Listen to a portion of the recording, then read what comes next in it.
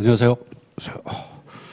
자, 오늘 그 강의 계획서하고 그 다음에 개정법률 한번 보죠. 개정법률은 아무것도 없어요. 그 상업등기 부분에서 제가 설명드릴 텐데 오히려 편해졌죠. 지점등기가 폐지되는 바람에 결론은 그겁니다. 지점등기 폐지됐다. 그럼 지점등기상을 어디에 등기하냐? 본점에다 하면 되죠.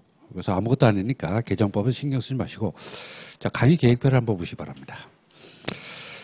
자, 문제는 30문제. 강의 횟수는 22회. 아마 보강 한두 번은 하게 될 것 같습니다. 자, 그런데 여러분들이 이제 상법을 처음 공부하시니까 또 뭐 기존에 공부하셨던 분도 계시겠지만 이 공부를 시작하면 보통 앞부분에 힘을 빡 주죠. 힘 앞부분에. 힘을 빡 주고 그다음에 중간에 가면서 힘이 점점 풀리죠. 그런데 문제는 거기서 진짜 여러분들이 공부할 때 어려운 부분이 뭐냐면 앞부분은 중요한 것도 없고 어렵지도 않고 혼자 봐도 돼요. 그러나 자 보시면은 7, 8회 있죠? 7, 8회 주식과 주주 이거는 혼자 못합니다. 혼자 하면 뭔 소리인지 하나도 몰라요. 7, 8회 그 다음에 보시면은 거기서 11, 12회 있죠? 집행임원, 이사의무, 이사책임, 뭐 대표 소송, 상장회사 특례 자본금의 증감 이것도 어려워요. 됐고 그 다음에 15회부터 22회까지는 꼭 강의를 들으셔야 돼요. 왜 그러냐면 내용 자체도 어렵고 결정적으로 출제 문제가 적어요. 그러니까 혼자 공부하면 쓸데없는 공부한다는 거죠. 쓸데없는 공부. 그래서 그 어음의 15회부터 22회까지는 왜 강의를 듣냐 이렇게 물어본다면 필요 없는 부분을 빼자. 이건 별로 공부 안 해도 되겠구나. 그리고 시험에 나오는 부분을 집중해서 봐야 되기 때문에 중간에 하다 힘이 빠져가지고 야, 한 절반 정도 들었으니까 이제 상법은 안 들어도 되겠지. 그러면 몇 문제 맞추죠? 절반에 절반을 맞춘다 이 말이죠.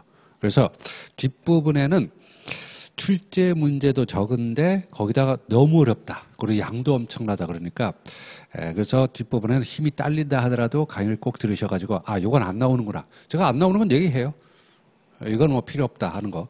그리고 이거 집중적으로 나오고 또 나오면 난이도가 무지하게 높아요. 자, 첫 번째 내용 자체가 어렵습니다. 특히 어음법부터는. 두 번째 어렵기도 하고 내용이 엄청나게 많아요. 많은데 출제 문제는 그렇게 많지는 않다는 거죠. 그럼 이제 이렇게 요령을 부릴 수가 있죠. 기출문제만 봐도 되냐? 안 되죠. 기출문제만 봐도 뭔 소리인지 모르니까 그냥 깡으로 외우면 되지 않냐? 뭐 그래도 돼요. 근데 그건 엄청나게 시간 낭비니까 그래서 강의를 진도를 꼭 따라오시라. 기본서는 한 몇 번 봐야 될까요? 기본서는. 이 책이 엄청 두껍잖아요. 이렇게 두껍지 않았어요. 한 몇 년 전만 했는데 판례가 많이 나오면서 두꺼워졌는데 기본서는 자 예습은 필요 없습니다. 시간 낭비고 뭔 소리인지 모르는 거 뭐 목차 정도 쭉 훑어보고 어디까지 나온다 공부한다 그것만 보시면 되고 강의를 듣죠. 강의를 들으면 제가 강의 스타일이 어떠냐면 먼저 목차에 관련된 내용을 칠판에 쭉 써요. 그다음 책을 같이 보면서 밑줄 긋고 이렇게 하는 거죠. 그래서 한 1회독을 하고 그러니까 여러분이 강의를 들으면서 1회독을 하는 거죠. 한마디로 말하면 복습을 하죠. 그리고 끝이에요. 기본서는. 그러니까 강의 듣고 그 다음에 혼자 그날 복습하는 거죠. 그날 복습하니까 한두 시간 정도 걸릴 겁니다. 그래서 2번 정도만 봐도 돼요. 기본서를 너무 오래 볼 필요는 없습니다. 근데 뭔가 불안하다. 그러면 이제 강의를 아주 처음 듣는 분들, 뭐 시험을 한번 본 경험이 있다든가 어떤 식으로든 상법 공부를 조금 해봤으면 뭐 2번 정도만 들어도 바로 객관식으로 넘어가도 됩니다. 넘어가도 돼요. 근데 아주 처음 듣다 그러면 한 번 정도 정독을 하는 방법이 있죠. 그래서 완전 초심자는 강의 듣고 그다음 복습 한 번 하고 한 번 정도. 그 다음에 한 번 정도 상법 공부를 해보신 분은 그냥 한 번 듣고 그냥 복습하고 그렇지요. 그 다음 또 바로 객관식으로 넘어가는 겁니다. 넘어가는. 그래서 기본서를 뭐 3회독, 4회독 한다고 해서 크게 도움이 되는 건 아니고 그리고 이 법무사 시험은 시간과의 싸움이기 때문에 시간을 아끼셔야 돼요. 그럼 나머지 시간은 어디 투입하냐? 이쪽 민법, 부등법, 집행법 그 세 과목에 투자해야지 상법에 너무 많은 시간을 투자하면 안 됩니다. 그러고 나서 객관식을 계속 돌리는 거죠. 객관식. 거의 문제를 외우다시피. 문제를. 객관식은 몇 번 보라는 게 없어요. 뭐 강의 객관식은 예습해도 돼요. 기본서들 거 봤으니까. 그다음에 두 번째 강의 듣고 복습하고 그리고 객관식은 시험 때까지 계속 돌리는 겁니다. 돌리는 거죠. 법무사 문제 다 외웠으면 그다음에 변호사 문제도 보고 뭐 다 다운받을 수 있잖아요, 문제를. 어떤 시험이든 뭐 변호사 그다음 회계사 문제까지 그다음 법원 등기직까지 그런 문제들을 이렇게 계속 보셔가지고 문제를 많이 풀어보셔야 됩니다. 기본서를 그냥 들고 파고 그런 2차 대비용으로 민법이나 부등법은 그렇게 공부하는 거지만 상법은 그렇게 공부한다 그러면 엄청난 시간 낭비. 뭐 고득점을 받을 수 있겠지만 다른 과목이 빵꾸나죠. 제일 빵꾸나는 게 무슨 과목? 집행법. 아니 뭐 과락을 밀리니까 뭐 어떻게 해볼 방법이 없다는 거죠. 그래서 남은 시간에 그러니까 상법을 너무 많은 시간을 투자하지 말고 근데 명심하실 것은 복습 안 하면 아무 소용없어요. 제가 생각하기에는 강의 듣는 것도 물론 중요하지만 복습이 제일 중요한 것 같아요. 그러니까 무슨 일이 있어도 당일 또는 그 다음 강의 전까지 특히 이제 영강이 있잖아요. 화목은 영강이 있으니까 그런 날은 다른 거 다 제쳐놓고 복습을 하시기 바랍니다. 자, 그럼 교재를 보시기 바랍니다. 22회 동안 한 거죠. 이 자료는 제가 상업등기 부분에 들어갔을 때 제가 설명드리겠습니다. 그 강의 자료는 상업, 그러니까 내일쯤이 될 거예요. 내일쯤에 요 일부 개정 법률 요거를 보시기 바랍니다. 요즘 여러분들 헌법 공부하면 재밌죠? 헌법. 그렇죠? 야, 헌법은 뭐하러 공부하냐 이렇게 했는데 그 통치구조론, 탄핵, 무슨 계엄 무시무시한 표현들이 지금 실제로 우리 사회에서 멀어지고 있잖아요. 그래서 저도 그런 생각했는데 상법은 헌법은 굳이 법무사 시험에서 필요한가 했는데 필요할 것 같아요. 그렇죠? 우리나라가 워낙 다이나믹한 나라니까. 자, 그러면 제1장 총론 상법의 개념. 자, 이거는 그냥 칠판에 좀 쓰고 하겠습니다. 일단 제1절 상법의 개념에다가 X 시험에 안 나온다 이 말이죠. 안 나옵니다. 안 나오는데 안 나온다고 해야 시험 전날에 이런 거 안 보겠죠. 꼭 시험 전날에 안 나오는 거 보고 앉아 있죠. 왜? 그동안 안 봤으니까. 그러니까 아예 안 나온다 이렇게 말씀드리고 하는 겁니다. 민법 공부할 때도 뭐 이런 거 처음에 그냥 입문용으로 하죠. 상법은 뭐냐? 상법의 개념. 그럼 두 가지로 살펴볼 수 있겠죠. 실질적 의미의 상법. 그 다음에 형식적 의미의 상법. 이렇게 정의할 수 있겠죠. 쓸데없는 거. 아니 그 법무사 시험이 이런 걸 내겠습니까? 수능 시험에 1 더하기 2가 뭐냐 이렇게 물어보지 않듯이 똑같은 소리입니다.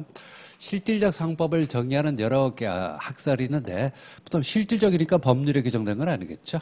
그래서 기업에 관한 특별한 사법이다. 이렇게 되어 있습니다. 자, 끝에서부터 보죠. 사법이라는 거죠. 형법이나 헌법 같은 공법은 아니다. 근데 왜 특별하다 그러냐?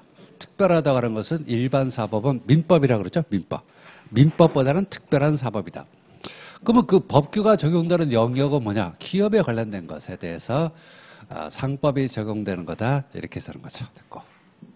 통설은 이렇게 보는 겁니다. 통설을 보고. 학설은 시험에 안 내죠? 그래서 뭐 변호사 시험도 마찬가지. 학설은 아예 안 냅니다. 객관식에서는 학설을 내면 이게 너무 주관적이 되기 때문에 안 되는 겁니다. 자, 형식적 상법 뭐냐? 상법전이죠. 상법전. 즉 성문법으로 되어 있는 상법전이 바로 형식적 상법이겠습니다. 민법의 조문수가 많을까요? 상법의 조문수가 많을까요? 상법이 더 많습니다. 상법이 더 많아요. 조문 아니 민법은 1000몇 조까지 가는데 상법은 800몇 조까지 가는데 상법은 몇 조의 2, 몇 조의 3 이런 것들이 많아요. 그래가지고 실제 조문수가 더 많고 거기다가 엄수표법까지 시험범위에 들어가죠. 그래서 실제로 상법전이 조문수는 우리나라에서 제일 많은 법입니다. 뭐 개별법률을 모아놓은 행정법 같은 거는 이제 법률의 종류가 많은 거지 하나의 법이 그렇게 조문수가 많은 건 상법이 제일 많습니다. 됐고 끝. 뭐 설명할 것도 없지 뭐. 그래서 밑줄만 살살 그러면 내가 한번 봤다 이 말이죠. 그러니까 여긴 볼 필요가 없다 이겁니다. 상법의 개념, 실질적 의의 상법. 자, 그 맨 밑에 줄 보세요. 맨 밑에 줄 기업에 관한 특별사법이다 이렇게 밑줄긋고 그래야 나중에 안 보겠죠. 여러분들이 공부를 한번 보세요. 공부를 좀 더 깊이 한다. 좀 더 이해 중심으로 한다. 상법은 그런 거 필요 없습니다. 그런 건 민법이나 부등법에서 하시기 바랍니다. 그래서 끝. 자, 다음 페이지. 형식적 의례상법이 뭐냐? 첫 번째 줄 끝에 성문법인 상법전이죠. 그래서 올해도 개정됐죠? 연말에 개정될까요? 안 될까요? 저는 안 되는 쪽으로 베팅합니다. 안 되는 쪽으로. 지금 야당 대표가 뭐라 그랬냐면, 야당 대표가, 야, 그렇게 논란이 많으면 그럼 자본시장법적으로 개정하자. 왜냐하면 자본시장법적으로 개정하면 상장회사에만 적용되는 법이 되거든요. 그러면 어떻게 돼요? 상법 개정은 없는 거죠. 그리고 아예 통과되지 않을 가능성은 높아요. 지금 야당의 그게 관심이 다 어느 쪽으로 가 있어요? 딴 데가 있잖아요. 딴 데가 있으니까 제 생각에 뉴스는 계속 나오는데 개정 안 될 것 같은 느낌이 강합니다. 개정되면 제가 많은 내용이 개정되거나 그러면 특강을 따로 하거나 할 테니까 개정법에 너무 신경을 쓰지 마시기 바랍니다.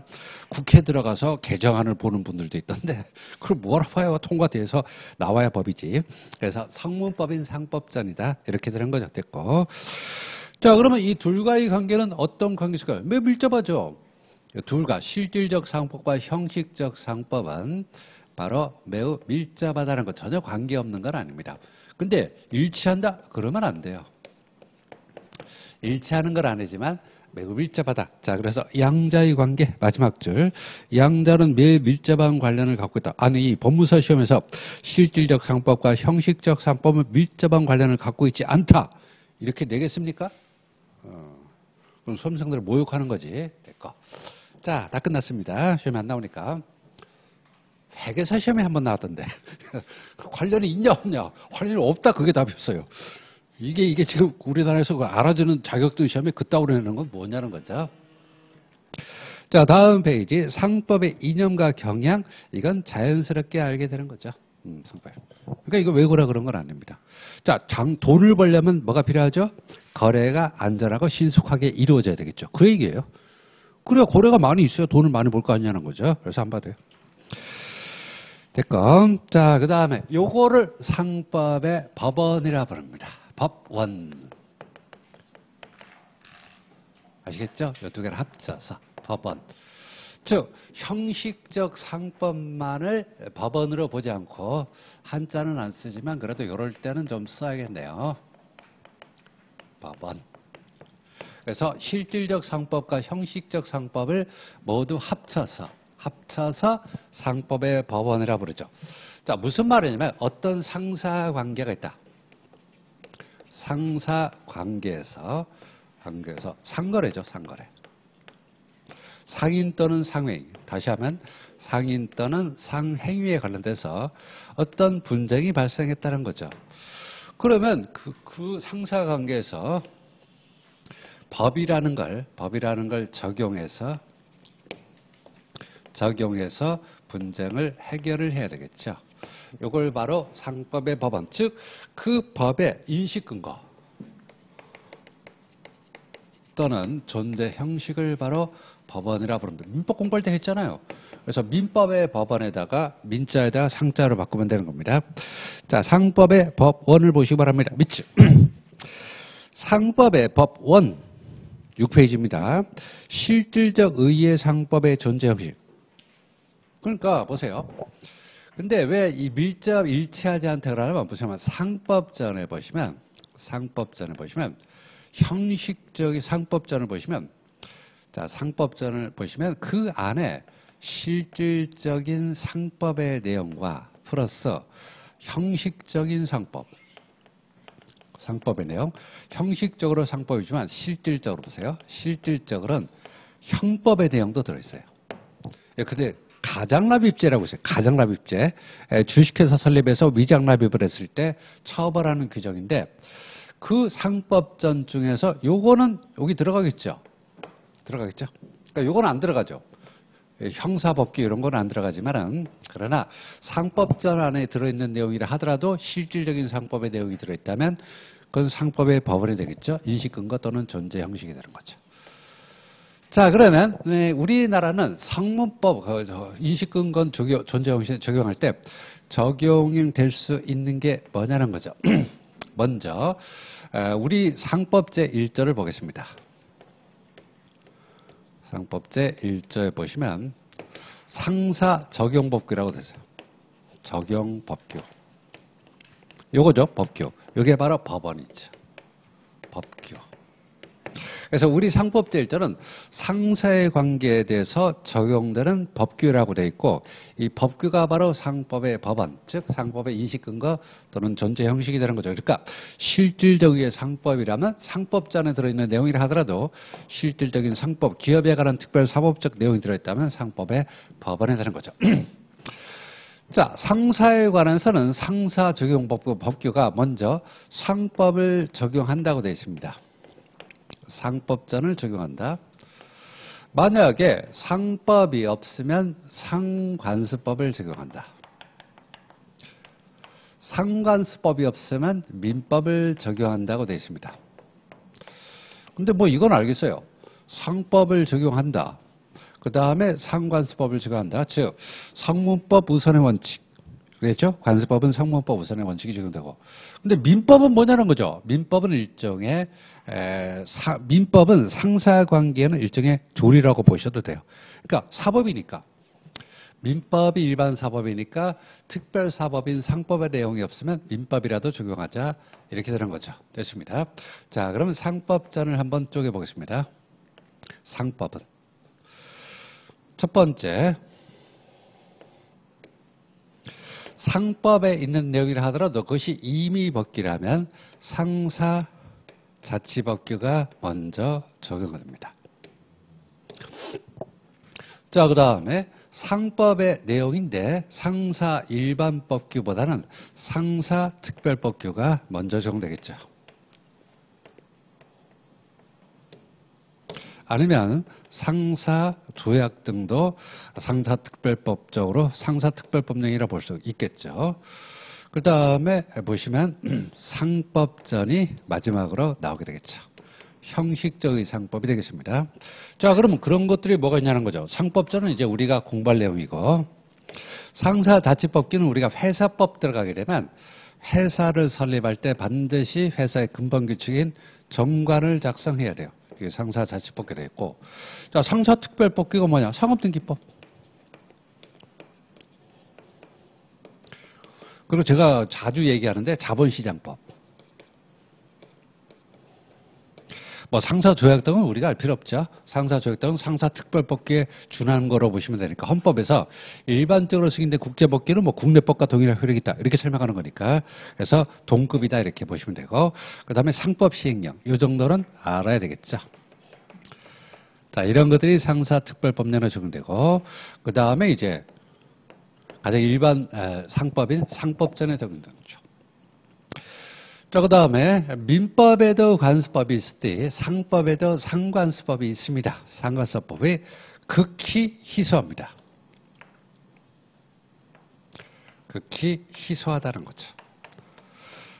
민법에도 관습법 많이 있죠. 많이 있는데 상법에는 관습법이 거의 없어요. 왜냐하면 상거래에 관해서는 돈이 관련되는 거기 때문에 입법을 빨리빨리 해야 돼요. 민법은 돈이 관련되는 것도 있지만 돈이 관련되는 게 아닌 것도 많이 있어요. 근데 상법에 관련된 관습은 보통 돈과 관련되기 때문에 입법을 빨리 하지 않으면 칼부림이 난다는 거죠. 돈 때문에. 그래서 상사에 관해서는 법규 제정이 굉장히 신속하게 이루어집니다.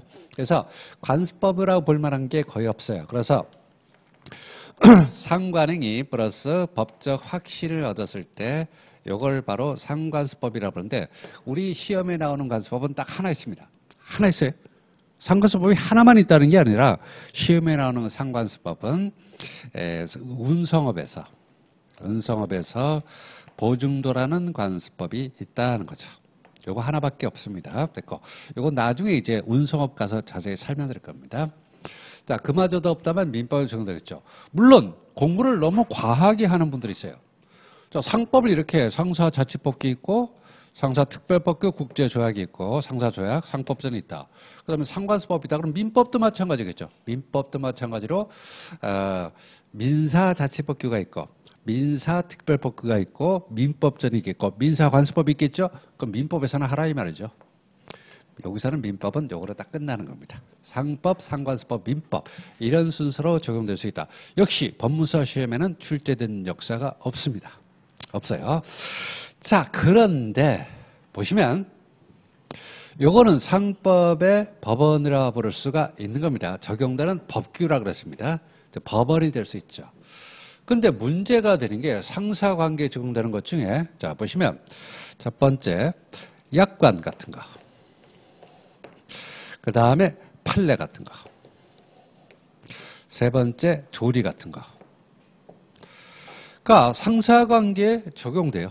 자, 이런 것들은 상사관계에 적용될까요? 안 될까요? 적용되겠습니까? 안 되겠습니까? 자, 이건 법규라고 했어요. 법원이라고 했습니다. 그러면 보통 보험약관, 우리가 범법 공부하니까 약관. 그 다음에 상사관계에서 우리가 판례를 많이 공부하죠. 판례. 그 다음에 사물의 본성인 조리는 상사관계에 적용돼요? 안 돼요? 네? 적용돼요? 안 돼요? 될까요? 안 될까요? 그냥 간단하게 될까요? 안 될까요? 고민할 필요 없어요. 돼야 안 돼요? 되죠? 적용됩니다. 적용되죠? 약관도 적용돼요. 그래서 민법 공부 약관 했잖아요, 약관. 그 다음에 판례 적용 안 되면 뭐하러 이렇게 죽어라고 외워요.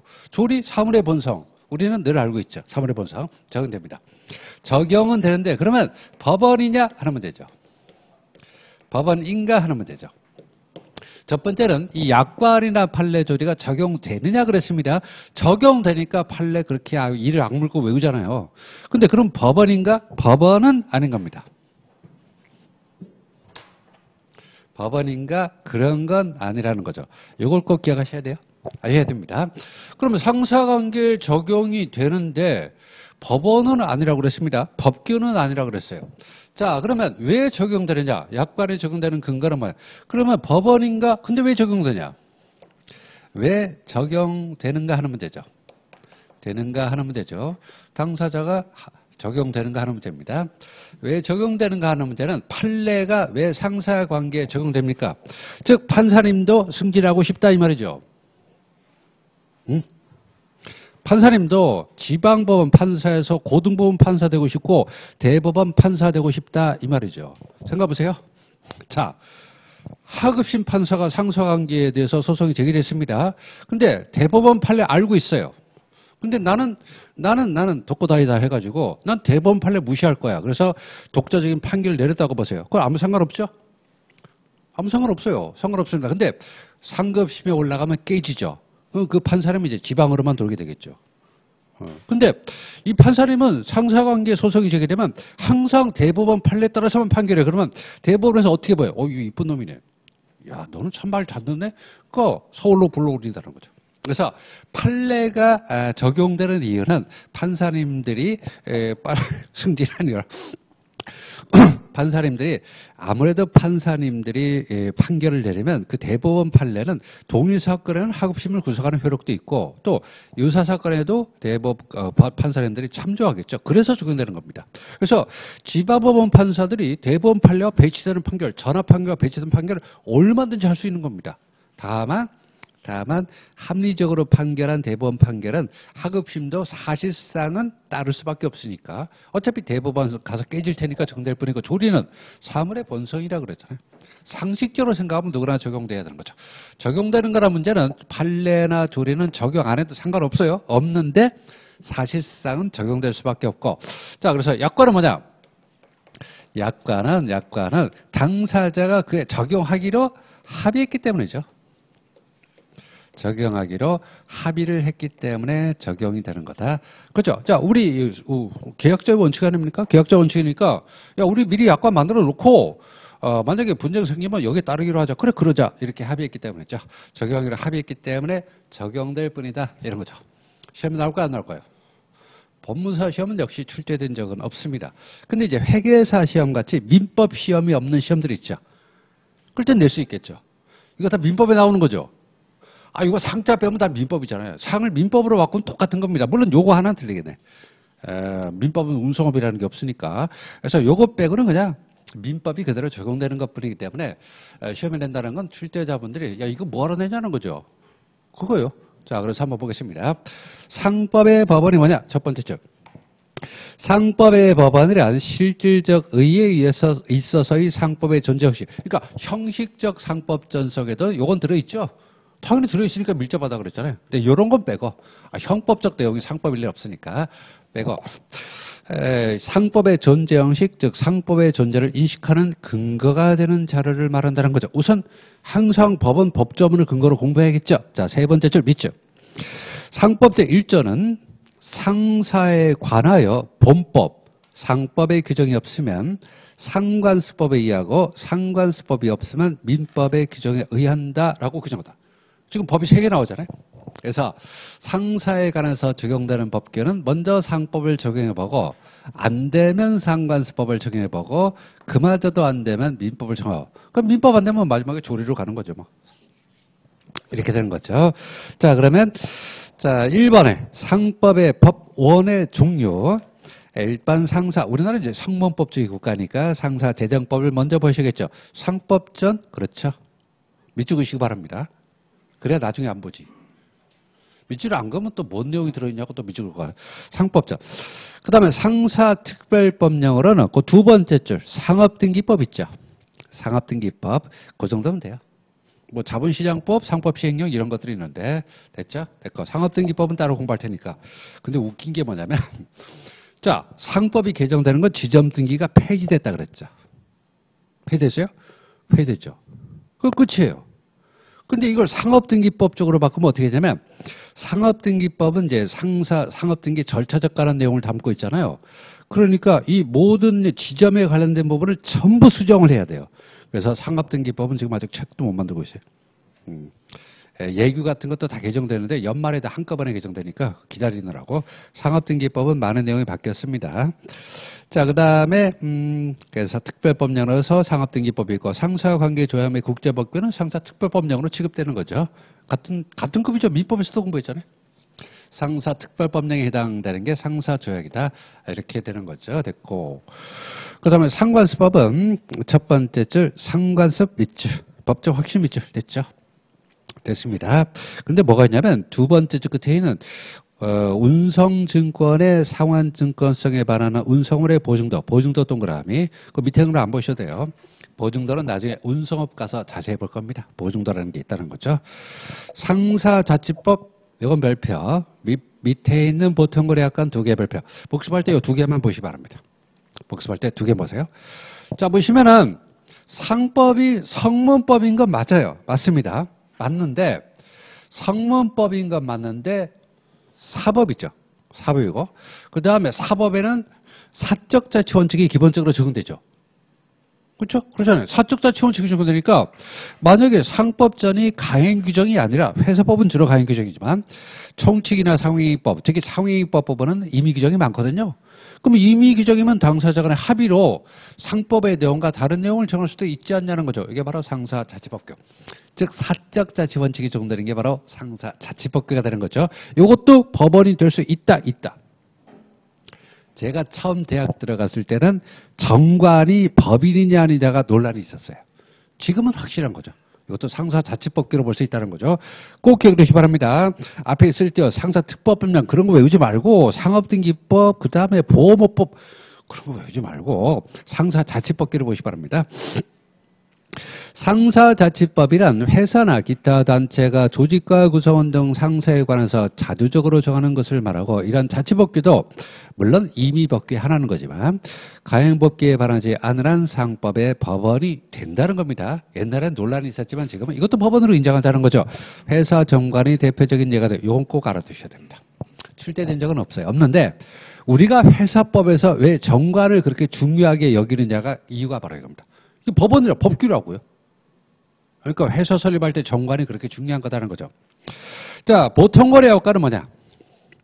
보통거래약관은 두 번째 줄 미리 마련한 계약의 내용입니다. 자, 그러면 사적자치원칙, 계약자의 원칙에 따르면 당사자들의 계약의 내용을 정할 때는 당사자들이 모여서 합의를 해야 되는데 미리 마련해 놔서 일방 당사자가 야, 요거는 계약의 내용으로 하자. 미리 마련해 놨다는 거죠. 핵심 포인트는 미리 마련했다. 미리 마련한 계약의 내용이죠. 그러면 이 약관이 상사관계에 적용되느냐? 적용 안 된다 그러면 뭐하러 만들어요? 적용되니까 만들었지. 적용된다는 말입니다. 적용돼요. 자, 판례로 바로 내려가세요. 적용되는데, 야, 그러면 약간도 법원이야. 왜냐면 이런 문제가 생기는 거죠. 왜냐면, 야, 정관이라는 걸 잘 보면 이게 마치 법규범처럼 돼 있거든요. 법조문처럼 제1.5, 제2조 이런 식으로 제1, 제2, 제3. 그럼 이게 약관이 회사 정관에 준한, 솔직히 말해 국회에서 맞는 건 아니죠. 국회에서 맞는 건데 회사 정관에 준하는 거냐, 즉 법규범으로 인정할 거냐, 이런 문제가 있습니다. 그렇게 볼 수는 없다는 거죠. 판례. 왜냐하면 상사자치법규의 정관과 보통고래 약관의 형식이 비슷하기 때문에 문제가 되는 거죠. 형식이 비슷하기 때문에, 야, 그러면 회사 정관이 자치법규로서 법원이 된다 그러면 약관도 마찬가지 아니냐는 거죠. 근데 어떤 차이가 있어요? 정관은 다수가 합의한 거죠. 약관은 1대1로 합의하는 내용 아닙니까? 그걸 거기서 문제가 되는 거죠. 그래서 밑에 판례. 보통보험 약관이, 자, 밑줄그시기 바랍니다. 자, 한번 잘 들어보세요. 우리가 이제 아주 단순하면 법을 공부한, 즉 사법을 공부할 땐 딱 두 개만 공부하죠. 법조문하고 판례. 민법에서 학설 공부해요? 하긴 하지, 뭘 안 하긴 하죠. 하긴 하는데, 그러나 옛날보다는 학설 비중이 완전히 떨어졌습니다. 그렇죠? 조문하고 판례. 그럼 뭘 암기해야 돼요? 조문을 암기할 겁니까? 아니면 판례를 암기할 겁니까? 판례. 조문은 암기한다기보다는, 조문은 제가 이제 뭐 상인, 지배인 가서 설명할 때 조문을 그냥 한 글자 한 글자 다 쪼갭니다. 그래서 조문은 철저하게 이해를 해야 돼요. 그러니까 조문을 암기한다고 생각하면 안 돼요. 판례는 이미 결론 난 거죠. 결론 난 겁니다. 판례는 결론이 났기 때문에 이유는 알 필요 없어요. 우리는 결론만 보면 되는 거죠. 결론만. 수험생들이 거꾸로 공부하는 분들이 있어요. 조문을 외우고 판례를 이해한다? 아닙니다. 판례는 이미 결론 났기 때문에 이해할 필요가 없어요. 아니, 대법관님들이 모여서 결론 내고 우리가 그걸 왜 따집니까? 따질 필요도 없죠. 따질 거예요? 대법원의 견해를 따질 겁니까? 그러면 안 돼요. 만약 여러분이 어떤 사람이 와서 소장 하나 써달라 그래요. 근데 고객한테 이렇게 얘기해 보세요. 대법원 판례는 이런데 나는 이렇게 생각 안 합니다. 저희 독자적인 주장을 한번 해볼까요? 그러면 어떻게 할까요? 미쳤나? 이렇게 그런 거죠. 그렇잖아요? 나는 공부 많이 해가지고 대법원 판례 이거 옳지 않은 거 저는 확실하니까 소장 제가 써드릴 때 저희 주장을 한번 써보겠습니다. 그러면 그냥 나가죠. 얘 미쳤냐? 이렇게 해가지고. 그래서 얼마나 대법원 판례 많이 알고 있냐가 그 경쟁력 아닙니까? 그렇죠? 판례는 외우셔야 돼. 자, 그럼 밑줄 그어볼까요? 외우자 이 말이죠. 외우려니까 밑줄 긋자. 책은 시커멀수록 좋은 겁니다. 보통보험약관의 계약 당사자에 대해서 구속력을 갖는다? 좋아요. 자, 그러면 여기서 이 법규는 구속력이 있잖아요. 구속력이 있습니다. 즉 적용, 강제로 적용되는 거죠. 그런데 그럼 약관도 적용된다는 거죠. 구속력이 있다는 거죠. 그러면 그것이 그 자체가 법규범 X 또는 법규범적 효력을 성질을 가지는 계약이기 때문이 아니라는 거죠. 즉 약관이 구속력이 있다, 적용된다. 그래서 이것이 법규범이기 때문은 아니고 보험계약 당사자 사이에서 계약 내용에 포함시키기로 당사자가 합의, 즉 사적 자체의 원칙에서는 가장 중요한 게 합의죠. 그러자. 그러지 않는데 어떻게 해요? 그래야 되는 거죠. 합의했기 때문이다. 이렇게 되는 거죠. 판례를 제가 아무리 시간이 들어도 이런 식으로 하나하나 다 밑줄어 드립니다. 자, 그러면 이제 외울 때 어떻게 해요? 보통보험약관은 구속력이 있다, 없다? 있다. 구속력 근거는 뭐로 해야 되냐? 법규범이기 때문이다? 그런 건 아니고 당사자가 우리 계약관계에서는 적어도 요걸 적용하자. 합의했기 때문이다. 이렇게 되는 거죠. 외우려면 이렇게 외우라고요. 또 6줄 또 다 외우라 그런 건 아니니까 거기서 중심부를 뽑아서 밑줄 긋고 외우자 하는 거죠. 판례법은 적용 안 돼요. 거기 법규범은 아닙니다. 적용 안 해도 상관없어요. 근데 대법원에서 깨지니까 이제 너 일로 와봐. 너는 대법원 판례도 공부 안 했냐? 이 말이 판사가 말이야. 아니, 공부했는데, 그래도 제 생각은 그런데요? 그래, 그럼 네 생각을 마음대로 펼쳐해가지고, 영어를 갖다가, 그 다음에, 하여튼 수도권으로 못 들어온다, 이 말이죠. 못 들어온다, 그런 말입니다. 그래서 판례법은 그냥 부정설. 구속력이 없습니다. 하급심이 대법원 판례를 뒤집어도 상관없어요. 근데 어차피 뭐 대법원에서 깨질 테니까, 저리는 그냥 사물의 본성이죠. 사물의 본성이니까 적용하든 말든 상관없는 거죠. 자, 그 다음에 그러면 이런 법규들이 있다. 적용 순서는 어떻게 하냐? 요 순서입니다. 상법을 먼저 적용하고 상관수법을 적용하고 민법을 적용한다고 되는데 이건 이제 세분할 필요 없고 민법이 맨 끝에 있다는 것만 아시면 돼요. 이게 중요하죠. 상법을 먼저 가행법규가 아닌 임의법규라면 자치법규로서 회사 정관을 만들 수도 있고 그 다음에 상법전 일반 상법에서 특별법규 조약 등이 먼저 적용되고 그 다음에 상법전 그 다음에 상관수법은 보증도 하나밖에 없으니까 자 그래서 적용법규 순서를 한번 보겠습니다. 상사 적용법규 상세에 관해서 상법 밑줄 없으면 상관수법 밑줄 그 다음 민법 이런 적용 순서에 따르게 되는 거죠. 좀 더 세분화하게 되면 거기서 상법 상관수법까지만 밑적으세요. 동그라미 1번 상사자치법 동그라미 2번 상사특법법령과 조약 두 번째죠. 상법전 상관수법까지 민자 들어가면 이제 공부 안 하는 겁니다. 민자 들어가면 민법으로 가는 거고 민법으로 간다 이 소리예요. 민법으로 가니까 그 4번까지.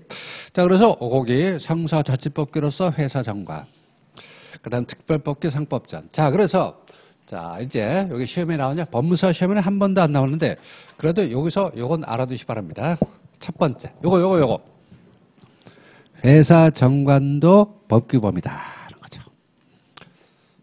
두 번째 요거 상관수법으로 우리가 볼 수 있는 것은 거의 유일하게 요거 보증도 하나라는 거죠. 세 번째 여건 요거 세 가지 알겠습니까? 한 번도 안 나오면 왜 하느냐? 그렇다고 0%는 아닙니다. 0% 아니니까 출제자가 수험생들에게 은혜를 베풀어서 이 문제 하나 맞춰라. 과락은 면하게 해줘요. 근데 틀리네? 안 나온다고 했다면서. 제가 안 나왔다고 했지, 안 나온다고 안 했습니다. 아까, 요건 안 나온다 그랬잖아요. 안 나오고, 요거는 안 나왔다고 그랬지, 안 나온다고는 안 했어요. 그래서, 요거는 보시면, 요거는 언제나, 요거는 이제 보험법 문제에서 한 문항 정도로 나와요. 그렇죠. 우리가 보험법 공부하잖아요. 근데 보통 보험 약관이잖아요. 판례가. 그러니까 이건 한 문항 정도 나올 수 있는 거니까, 관련해서 요거 정도, 여기 바라고. 그 다음에, 약관. 그 다음에, 운성업 보증도야 뭐 운성업에서 보게 되니까 됐죠. 그래서 요즘에 이제 이걸 필기하는 분들도 있고 보통 사진 찍는 분들도 있어요. 네? 그래서 제가 옛날에 그 필기를 개발세발했는데 요즘에 그래도 조금 악필은 악필이지만 그래도 좀 보기 편하게 이렇게 하려고 합니다. 그래서 필기가 힘들면 그냥 사진 찍어도 되고 그다음 복습 동영상이 제공이 되죠. 그러면 그때 스크린샷인가 해서 딱 해가지고 외우시고 지하철 타고 집에 오고 가시면서 요거 보고 보시면은 금방 이해가 된다는 거죠. 그래서 요거 세 가지 외우라 그랬지. 세 가지 외우라 그랬지.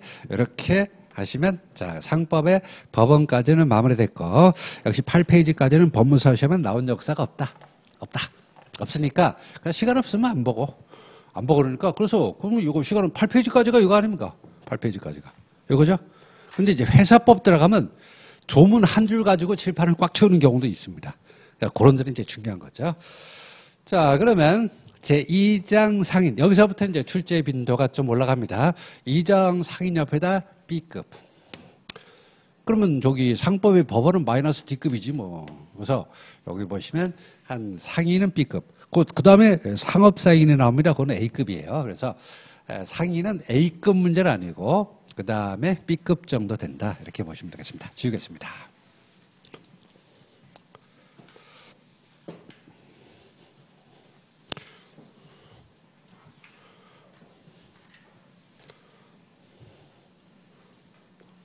자, 그래서 강의를 할 때 이제 본격적으로 시작됐는데 그래서 이게 책을 쭉 보면서 하게 되면 제가 오히려 흐름이 끊겨요. 어떻게 하냐면 그래서 이제 먼저 상인 딱 목차가 잡혔죠. 상인 나왔으면 상인의 경우 뭐를 강의할 거다라고 칠판을 쭉 쓴 다음에 그 다음에 책을 보면서 칠판을 다시 보강을 합니다.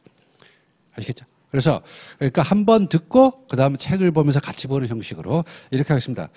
전 책을 잘 읽으면은 내가 뭘 보고 있는지 잘 몰라요. 자, 그러면 이제 상인 출제 빈도는 A급은 아니고 B급 정도, S급, A급, B급, C급, D급 한 이 정도까지 하겠습니다. 그러니까 지금 첫 시간에 지금까지 배운 건 D급 정도, 거의 뭐 가능성이 없는 거고, 그래서 한 B급 정도 된. 그러니까 출제 비중이 의외로 낮죠.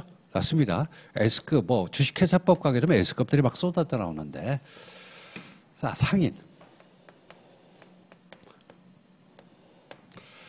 자, 우리 상법은 상인에 관련된 법이죠. 상인에 관련된 법이니까 상인이 뭔가를 공부를 해야 되겠죠.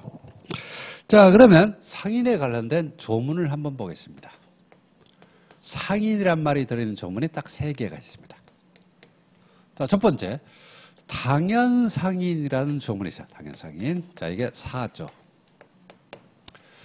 자, 그 다음에 의제상인이라는 조문이 있습니다. 5조. 그 다음에 소상인이라는 조문이 있어요. 여기에 바로 9조가 되겠죠. 됐습니다.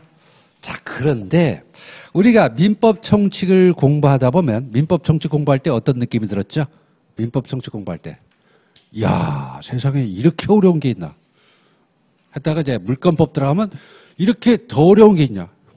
채권법 들어가면 미치겠다 이 말이죠. 나는 미쳐버리겠다. 채권자 대위권, 채권자 지주권 어땠습니까? 돌아버리겠죠. 저도 채권자 지주권, 채권자 이런 거 옛날 대학 처음 공부할 때부터 뭐 이런 게 있나 이렇게 느낌인데. 자, 그러면 이는 뭐가 있어요? 이는 자연인과 그 다음에 법인 있죠. 자, 그다음 의제상인은 자연인과 그 다음에 법인이 있습니다. 그러면 당연상인 중에 자연인인 상인도 있겠고 법인 중에 당연상인인 것도 있겠고 의제상인도 마찬가지예요. 자연인이 당연상인이면 이가 우리가 흔히 얘기하는 상인입니다. 가장 일반적으로 얘기하는 상인입니다. 그죠? 그 다음에 법인이 당연상인이다. 회사인데 이걸 상사회사라 부릅니다. 즉 법인인 상인을 회사라고 불러요. 법인인 상인을 회사라 부르고 그중에 당연상인을 상사회사. 자연인인데 의제상인이다. 의제상인이란 말이 뭐예요? 간주한다 또는 본다라는 뜻 아닙니까? 민법에서 공부했죠. 그렇다면 이건 원래 상인으로 보긴 좀 애매하다. 애매한데 그래도 상인으로 보자. 즉 준우승 정도로 보는 준한다는 거죠. 준한다는 거죠. 번다 또는 준용한다 이런 말 들어봤잖아요.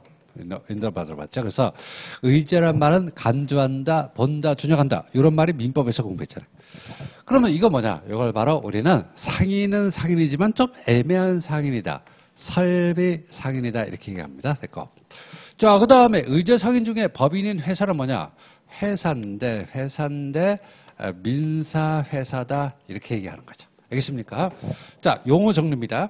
우리 상법에서 상인이라고 부르는 조문은 3개가 있다. 제4조의 당연상인, 제5조의 의제상인, 그 다음에 제9조의 소상인이 있는데 당연상인은 누가 봐도 상인이다 이런 의미죠. 누가 봐도 상인이다. 의미인데 그 사람이 자연인이면 우리가 일반적으로 부르는 상인. 그 다음에 법인이라면 상인인 법인은 회사라 부르는데 회사 중에 당연상인은 상사회사. 의제상인은 엄밀히 말하면 상인인 것 같지는 않아. 그렇지만은 상인으로 봐도 문제 없을 것 같아. 그래서 의제, 간주, 본다, 준용한다 같은 말입니다. 준한다, 준한다 같은 말이에요. 그래서 자연인의 경우 설비상인, 법인의 경우 민사회사라 부른다. 그럼 소상인이 뭐냐는 거죠. 소상인이 뭐냐는 거죠. 자, 소상인은 뭐냐면 상인 중에서 자, 위에 있는 상인이에요. 상인, 상사회사, 설비상인, 민사회사. 상인사는 의제, 상인 중에서 첫 번째, 자본금이 1천만 원 미만이고 그 다음에 두 번째, 회사가 아닌 자. 자, 상인 중에서 요건 다 빼는 겁니다. 당연상인 중 상사회사 빼고 의제상인 중 민사회사 빼고 즉 자연인인 상인이죠. 자연인인 상인 중에서 그리고 자본금이 1,000만 원에 미달한다는 거죠. 미만입니다. 자본금이 1,000만 원 미만이다. 이런 상인을 소상인이라고 부르죠. 그러니까 이 말이 꼭 맞는 말은 아니지만 아주란 말을 집어넣어야 돼요. 아주 영세한 상인이다 이 말이죠. 어제 집사람이 붕어빵을 사왔는데 이건빵이라고 돼 있더라고요. 제가 제일 싫어하는 슈크림이 들어있는 크림이 들어있는. 아니 붕어빵이 왜 크림을 집어넣냐 이 말이죠. 팥이 들어가야지. 크림 들어가는 거 좋아하세요? 나는 싫은데. 붕어빵은 이게 맛이 들어요. 그렇죠? 그래서 아주 영산성인. 붕어빵. 이걸 바로 아주 영세한 상인을 소상인이라 부른다. 그런 말입니다. 됐죠? 자, 그런데 상인이 뭘 해요? 상인이 뭘 합니까? 민법상의 이인이 뭘 해요? 민법 정책. 민법상의 이인이 뭘 해요? 법률행위 하잖아요. 민법 정책이라고 하잖아요. 인 다음에 법률행위라고 하잖아요. 뭐 시효 이런 거 하고 실종 뭐 이런 쓸데없는 거 하고. 그래서 상인이 하는 걸 바로 상행위라 부르죠. 상행위 이렇게 부르는 거죠. 상인이 상행위를 하는 겁니다. 그러면 당연 상인이 무슨 행위하냐? 이 행위를 바로 기본적 상행위를 하는 상인이라는 거죠. 46조. 자, 그 다음에 의제상인. 의제상인이 원래 상인은 아니지만 상인에 준하는 거로 본다 그랬죠. 그래서 이 사람이 하는 행위를 보시면 상행위가 아닌데 상행위가 아닌 겁니다. 지금 개념 정리를 그래서 조문을 외우는 게 아니라니까요. 외우는 게 아닙니다. 물론 이제 시험 문제는 그냥 외워서 풀 수도 있어요. 그러나 외워서 푼다는 건 대단한 위험을 감수해야 되는 거죠. 상행위가 아닌데 그 행위는 기본적 상행위에 준하는 것으로 보니까 상인이 아닌데 당연 상인에 준하는 의제상인이 있고 상행위가 아닌데 기본적 상행위에 준하는 준상행위를 하라. 준상행. 이것도 준자가 들어가죠. 준자 들어가는 거죠. 그래서 46조. 이게 몇 조더라? 몇 조? 몇 조? 66조. 66조가 되겠죠. 자, 그래서 조문이 지금 5개 나왔네요. 상인에 관련된 조문은 4조의 당연상인, 그 다음에 5조의 의제상인, 그 다음에 9조의 소상인이라고 됐죠. 상행위는 다시 당연상인이 하는 상행위를 기본적 상행위라고 부르고 46조. 의제상인이 하는 행위는 원래 이게 상인이 아니라 그랬잖아요. 이것도 원래 상행위가 아닌 거죠. 아닌데 요걸 상인에 준하는 의제상인이라고 그랬죠. 요것도 상행에 준하는 준상행위로 보는 거죠. 그래서 준상행위가 되는 겁니다. 요 구조를 좀 이해를 하셔야 돼요. 하셔야 됩니다. 그래서 4조는 46조와 연결되어 있고 그 다음에 5조는 66조와 연결되어 있고 소상인은 이제 규모를 얘기하는 거예요. 규모를. 그러니까 당연상인이냐 의제상인이냐를 물어보는 게 아니라 규모를 얘기하는 거죠. 회사가 아닌데 자본금은 1,000만 원 미만이다. 이런 상인을 바로 소상인이라 부른다. 이렇게 되는 겁니다. 그게 바로 상인과 상행에 관한 적용 법규가 되겠습니다. 자, 그러면 제1절 상인의 의를 보세요. 우리가 법무사 시험을 공부하는 이유는 국회의원이 되려고 하는 게 아니죠. 잘 들어보세요. 근데 어떤 나라는 상법은 있겠죠. 장사 안 하는 나라는 없으니까. 그러면 그 나라에서 상법을 만들어 보자 할 때 여러분 한번 입법자라고 생각해보세요. 국회의원이라고 생각해보세요. 야, 우리 상법을 한번 만들어 봐야 되는데 그럼 미국 상법 한번 보자. 영국 상법 보자. 독일 상법 보자. 저 구석탱이 있는 한국 상법도 좀 볼까? 이렇게 하는 거죠. 그러면 입법을 할 때 보세요. 이럴 가능성이 있어요. 먼저 요거를 중심으로 법을 만들어 보자. 상인을 중심으로 법을 그러니까 순서를 보세요. 요거를 우리나라는 이게 먼저 나오죠? 조문 보러 보면 알겠잖아요. 4조, 5조, 9조 먼저 상인이 나오고 46조, 66조에 상회의가 나오죠. 근데 두 가지가 있습니다. 상회의가 먼저 나오는 나라가 있어요. 그게 바로 상회의법주의, 실질주의라고. 미치고 좀 하세요. 그 다음에 상인이 먼저 나오는 나라가 있습니다. 형식주의라고 해서 상인법주의가 적용되는 나라가 있고 절층주의라고 해서 섞어놓은 나라가 있습니다. 그럼 우리 상법 뭐냐? 우리 상법은 이렇게 돼 있다고요. 우리 상법은 상인이 먼저 나오고 그 다음에 상회의가 나온다. 이렇게 이해하시면 되겠습니다. 됐죠? 끝. 그래서 이 페이지는 두 번 다시 보지 마시고. 지금 했잖아요. 제가 4조, 5조, 9조, 46조, 66조, 47조가 하나 더 있는데 47조는 지금 볼 필요 없어요. 그래서 하여튼 법이 그렇게 돼 있다는 거죠. 법이 그렇게 돼 있다. 자, 그러면 다음 페이지 당연상인 요거는 B급 중에 제일 중요한 부분이 바로 요겁니다. 당연상인. 자, 그러면 이걸 한번 설명해 볼게요. 이걸 한번 설명을 해보겠습니다. 자, 그럼 당연상인 사조를 보겠습니다. 거기 9페이지가 이거예요. 9페이지가 제가 지금 표를 이렇게 만들었다고요. 국회에서 만들었다고요. 그러니까 이제 이거 외우자 이 말이죠. 이걸 이런 법을 만들었으니 이런 순서로 만들었으니까 당연상인에 대해서 한번 보겠습니다. 자, 그러면 여기에 바로 상인의 첫 번째 조문이 되겠죠. 조문입니다. 두 번째, 그러면 당연상인에 대해서 보겠습니다. 제4조. 자, 책은 지금 보지 마시고.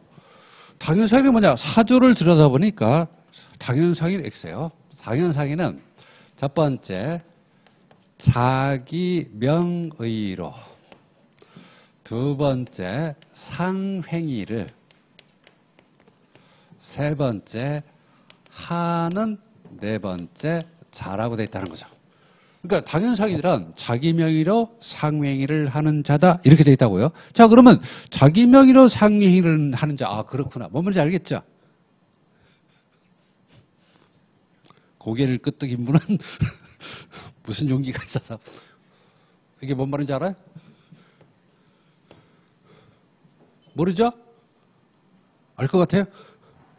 두 번째, 이게 뭔 말인지 알아요? 지금 사회가 벌써 두 번 나왔는데, 두 개 나왔는데? 잘 모르겠죠? 한다는 말이 뭐냐는 거죠? 모르겠죠? 자, 모르겠죠? 아무것도 모르는 거지, 뭐. 지금 아는 거 아무것도 없어요? 로는 알겠구나. 그 다음에, 를, 하는, 네. 아무것도 모르잖아요. 그래서, 상법 공부는 이제 요걸 하는 거, 조문을 쪼개는 겁니다. 조문을 쪼개는 거죠. 그래서, 자, 그러면 여기서, 자기 명의로 상행위를 한다는 말은 뭐냐? 그러면 먼저 자기 명의 봤죠. 자기 명의. 자기 명의라는 것은 어떤 상행위를 하게 되면 그 상행위에서 권리, 의무가 발생하고 또는 이익 또는 손실이 발생하는 거죠. 그 주체를 바로 명의라 부릅니다. 이익 또는 손실을 바로 계산을 하죠. 주체를 바로, 자, 보세요. 잘 보세요. 그 주체를 상행위를 하게 되면 상행위도 법률행위니까 거기서 권리, 의무가 발생하고, 근데 물건을 팔았어요? 그럼 대금청권이 생기죠. 근데 물건을 인도할 의무가 생기는 거죠. 민법에서 많이 했잖아요. 그 다음에 거래를 하니까 이익이 생겼죠? 그 다음에 손실이 발생했죠? 이렇게 되는 거죠. 그러면 권리, 의무의 주체를 바로 우리는 자기라고 부르죠. 좀 징그럽긴 하지만은 주체를 자기라고 불러요. 자기, 나. 그러면 권리임의 주체는 뭐예요? 자기 명의가 되는 거죠. 그러면 이익 또는 손실의 주체는 뭐예요? 자기 계산이 되는 거죠. 알겠죠? 그래서 상행위, 이것도 넓게 보면 법률이에요. 법률행위로서 상행위를 했을 때 거기서 어떤 권리가 생기고 의무를 부담해야 되면 거기서 내가 100만 원 벌었다 또는 10만 원 손실 났다 이렇게 할 때 그 이익 또는 손실의 주체를 자기 계산, 그 다음에 권리 의무 주체를 자기 명의라 부른다는 거죠. 이해돼요? 자기 명의란 말은, 그러니까 자기 명의란 말은 그 상행위에서 발생하는 권리임의 귀속 주체를 얘기하는 거지, 그것이 이익 또는 손실의 주체를 얘기하는 게 아니라는 거죠. 그러면 자기 명인지 아닌지는 어떻게 판단하냐는 거죠.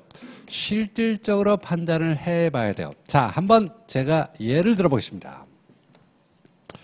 여기 남편이 있고 그 다음에 부인이 있습니다. 남편이 단란주점을 하다가 그 다음에 영업정지를 먹었어요. 영업취소를 당했습니다. 취소를 당했어요. 그래서 부인이 영업신고를 했습니다. 신고를 했습니다. 부인의 이름으로 영업신고를 했다는 거죠. 영업신고했습니다. 그래서 영업취소, 그래서 영업신고하고 그 다음에 남편이 다시 그 부인의 이름으로 다시 영업을 다시 재개했습니다. 재개했어요. 아시겠죠? 그래서 남편이 달라는 주점마다 그런 경우 있잖아요. 뭐 서방법을 위반했다, 위생법을 위반했다 영업취소를 당하니까 영업을 더 이상 못하는 거죠. 그래서 부인의 이름으로 영업신고를 하고 그 다음 부인의 이름으로 다시 영업을 재개했습니다. 다시 했어요. 시작했다는 거죠. 그러면 해서 그 다음에 고객이 있습니다. 고객은 누구를 상대하는 겁니까? 남편을 상대하는 거죠. 근데 영수증에는 누구 이름이 들어가 있어요? 부인의 이름이 들어가 있죠. 됐습니다. 그래서 고객과 거래를 하는 거죠. 그럼 여기서 누가 상인입니까? 분명히 계약서에는 부인의 이름으로 돼 있죠. 돼 있습니다. 근데 실제로 영업을 해서 영업에서 발생하는 권리의무는 누구 앞으로 갈까요? 남편으로 가겠죠? 가겠죠. 그러면 누가 상인입니까? 이 사람이 상인이라고요. 그러니까 이 병이란 말은 우리가 생각하면 흔히 얘기하면 형식적으로 이름을 얘기하는 거죠. 그 이름을 얘기하는 게 아니라 실질적으로 판단해서 그 거래에서 발생하는 권리 의무는 거래에서 권리 의무가 생겼어요. 권리 의무는 누구에게 기속될 거냐. 실질적으로 판단한다면 남편 쪽으로 가야 되기 때문에 남편은 상인으로 봐야 된다. 그런 말입니다. 아니 장사를 꼭 본명으로 하라는 법이 있어요? 없어요? 없죠.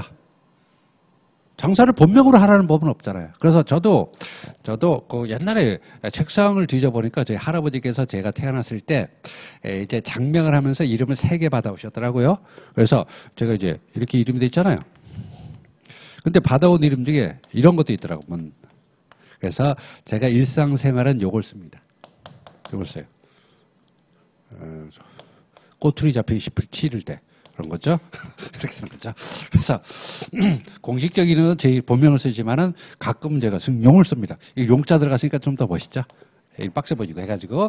그래서 자기명이라는 것은 상회의, 즉 상거래에서 발생하는 권리 의무가 있을 것이고 이익 또는 손실이 발생하는데 그 귀속 주체를 바로 상인이라 불러요.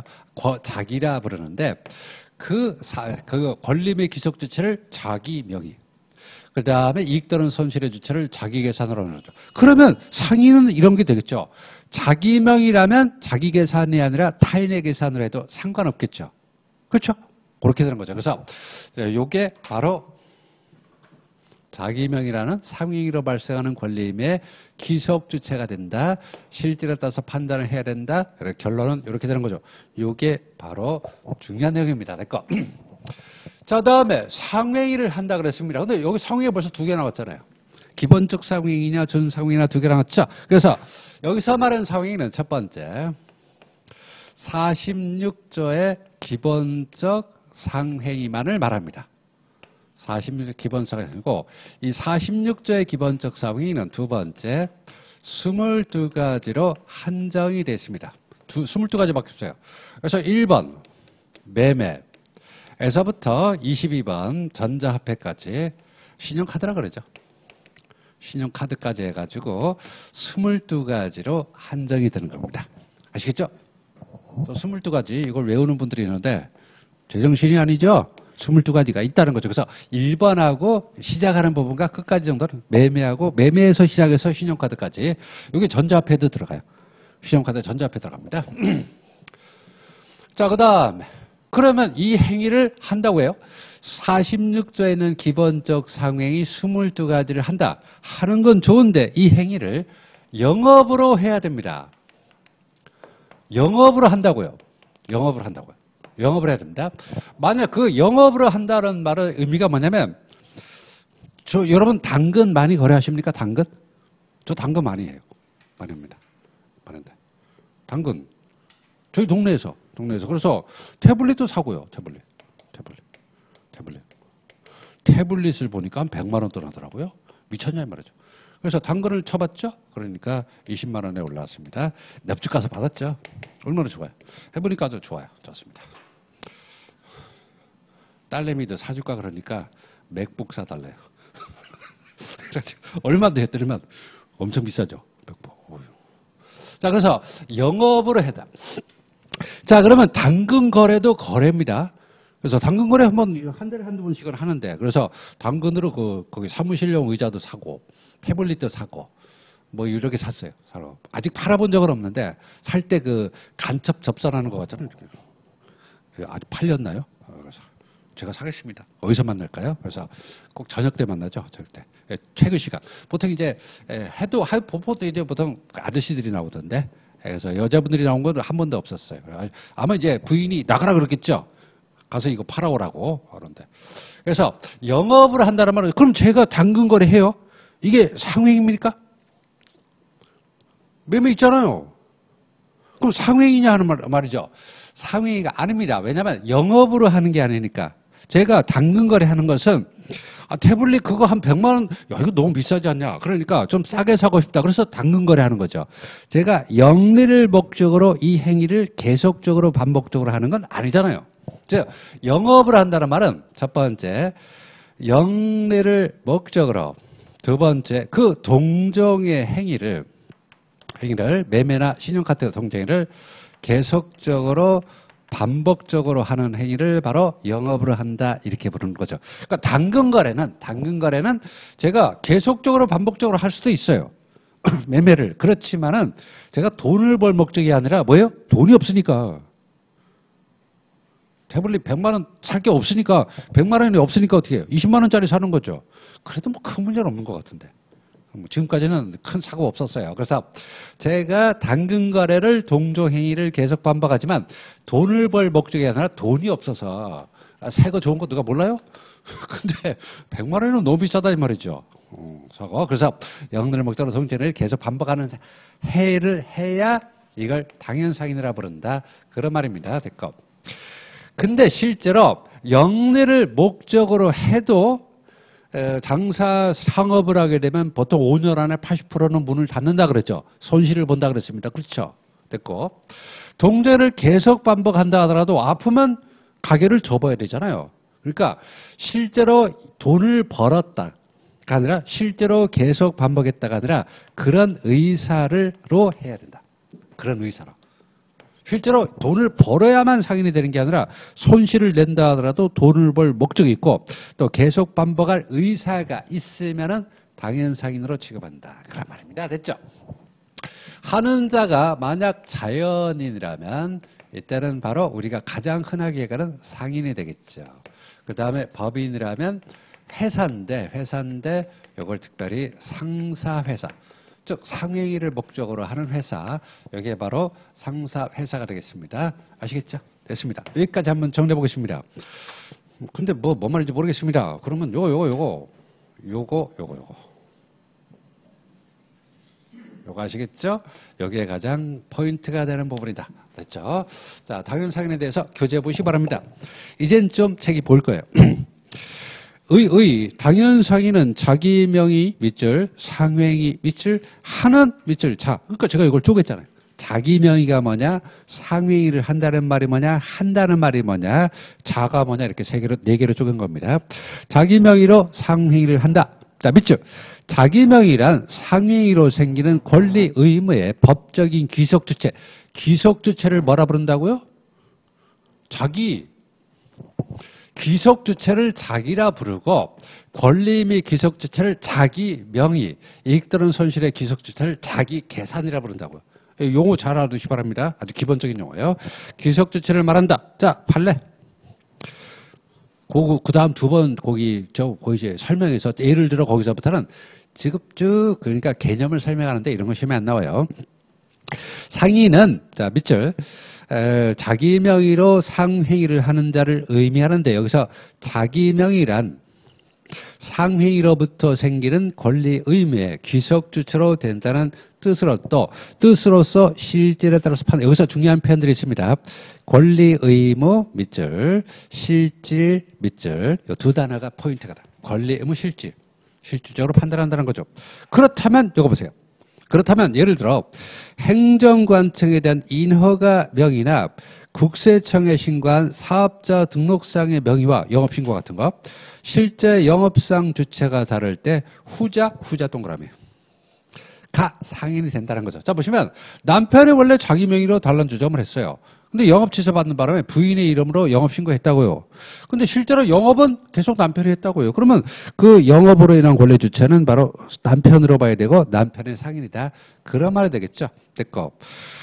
자, 두 번째, 상행위를 해야 됩니다. 자, 그러면 여기서 상행위란 상법 46조에 열거된 기본적 상행위 밑줄, 기본적 상행위 밑줄 갖고 그 행위를 어떻게 한다고요? 이 두 개. 46조, 여기 있잖아요. 46조의 기본적 상행위를 영업으로 한다. 이렇게 들은 거죠. 됐습니다. 자, 그러면 이걸 좀 더 세분화해 보겠습니다. 2번. 당연상인의 개념에 기초가 되는 기본적 상행위는 가로 1번의 기본적 상행위는 상법 46조의 22가지의 한정적인 기본적 상행위를 말한다. 22가지밖에 없다고요. 22가지로 한정되어 있다는 거죠. 그래서 1번이 매매, 22번이 신용카드 등 매매에서부터 신용카드까지 두 가지가 있습니다. 22가지가 있고. 자, 그러면 이걸 좀 더 세분화하게 되면 첫 번째 줄 끝에 있는 건 나중에 상위 편에서 설명드릴게요. 아시겠죠? 그러니까 거기 지금 제가 그냥 넘어가는 부분인데 절대로 그냥 안 넘어갑니다. 나중에 다 설명하는데 너무 많은 내용을 머릿속에 집어넣으려고 하면 어떻게 머리가 터지죠? 터지죠. 그래서 그냥 한정적인 기본적 성이다. 한정성 옆에다 22가지. 다음 페이지 그 행위를 영업성, 그래서 영업으로 하는 거죠. 다음 페이지 빨리 볼까요? 밑줄. 어느 행위가 상법 46조 소정의 기본적 상행에 해당하려면 22가지 해당하려면 영업으로 동그라미 같은 쪽 각호 소정의 행위를 하는 경우이고 여기서 영업으로 한다고 하면 영리를 목적으로 동종 행위를 계속 반복적으로 하는 것을 의미한다는 거죠. 자, 대한광업진흥공사는 일단 X표만 해놓으시기 바랍니다. 이거 바로 뒤에서 볼 테니까. 근데 지금은 그냥 거기까지. 그래서 영업으로 한다 하면 영리를 목적으로 동종 행위를 계속 반복하는 걸 말한다는 거죠. 자, 그다음 좀 더 세분화해서 영리성, 계속성, 반복성, 영업의사인데 자, 요건 내용 보지 말고 이겁니다. 영업으로 한다는 말은 영들을 목적으로 동종행위를 계속 반복할 의사가 있어야 된다고요. 그럴 생각을 가지고 하는 거죠. 그럴 생각하는 거죠. 제가 당근 거래를 자주 해요. 한다 하더라도 제가 영리를 목적으로 하는 게 아니라 돈이 없어서 돈만 있으면 백화점 가서 좋은 거 사지.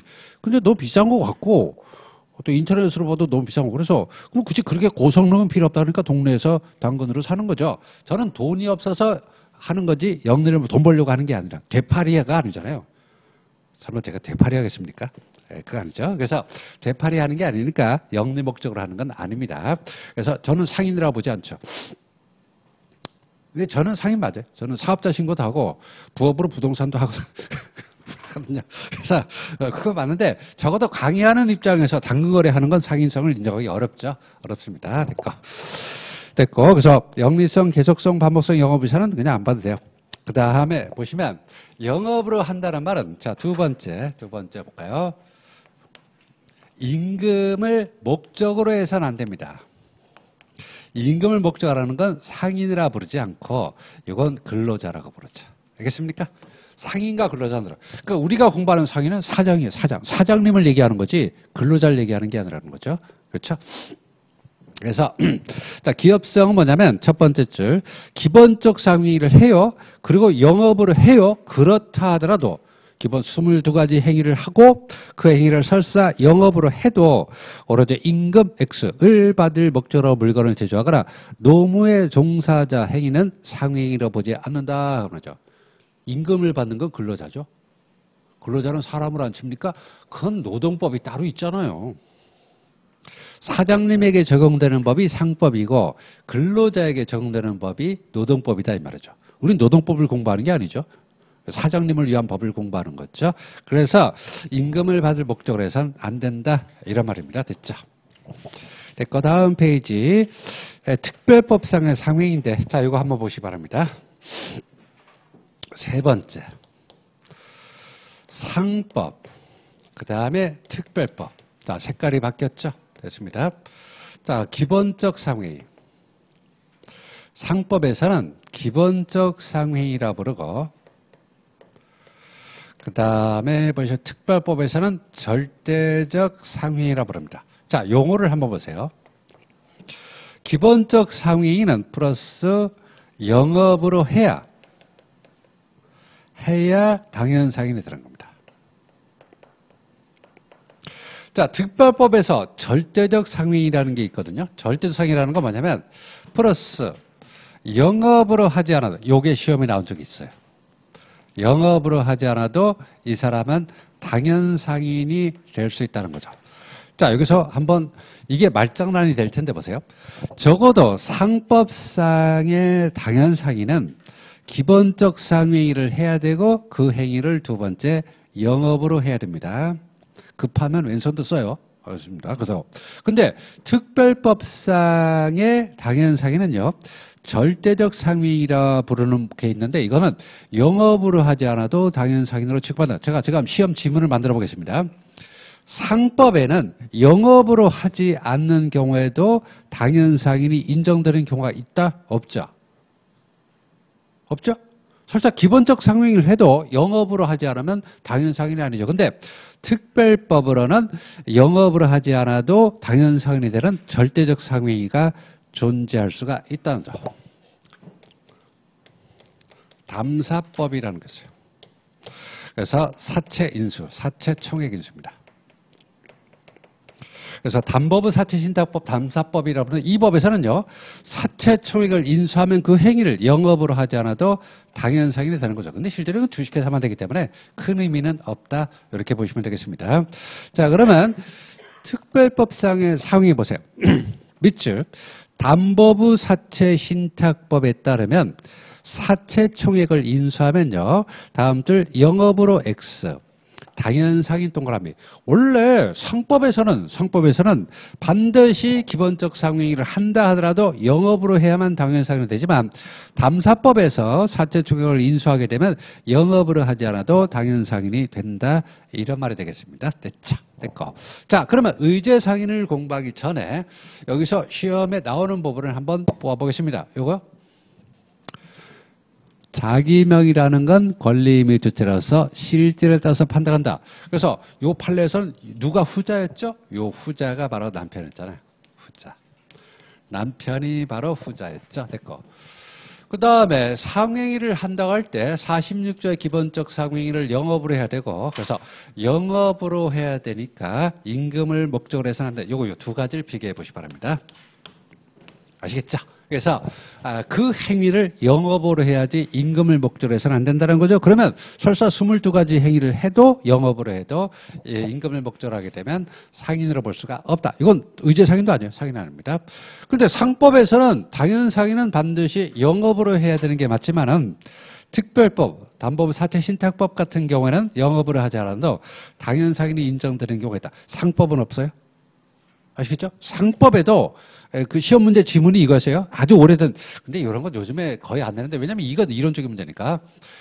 법문서 시험에 이렇게 나온 적이 상법에는 영업으로 하지 않아도 당연상인이 될 수 있는 절대적 상행위가 있다. 그럼 틀리는 거죠. 상법에는 영업으로 하지 않으면 절대로 당연상인이 될 수가 없는 겁니다. 하는 자는 이제 상인, 자연인이면 상인, 법인이면 상사, 회사가 되겠죠. 됐습니까? 이렇게 해가지고 시험에 나옵니까? 요게 B급 정도라고요. A급은 아니에요. 야, 그럼 A급이나 S급은 도대체 뭐지? 하나 가지고 칠판을 꽉 채우는 것들, 이런 것들이 바로 이제 A급, S급 문제가 되겠죠. 됐습니다. 자, 여기까지가 이제 당연상인이고, 자, 다음에 이제 의제상인까지 설명하고 할게요. 여기서는 저 되겠죠? 되겠습니다. 구조가 그렇게 되어 있다고요. 자, 그럼 이거 봤죠? 자, 보시면 이거 봤잖아요. 이거 봤습니다. 그럼 요걸 보는 거죠. 의제상인과 그 다음에 준상위 이걸 보는 거죠. 의제상인까지 보고 좀 쉴게요. 그래 한 판으로 정리가 되고 사진 찍을 수도 있으니까. 자, 그러면 세 번째.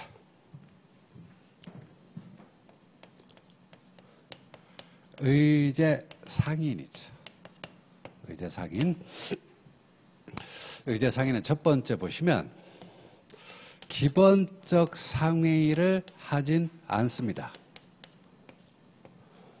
하지 않아요? 근데 그 행위를 아예 행위를 안 한다는 게 아니라 그 행위를 하되 그 행위가 기본적 상행위에 들어가진 않아요. 영업으로 하는 겁니다.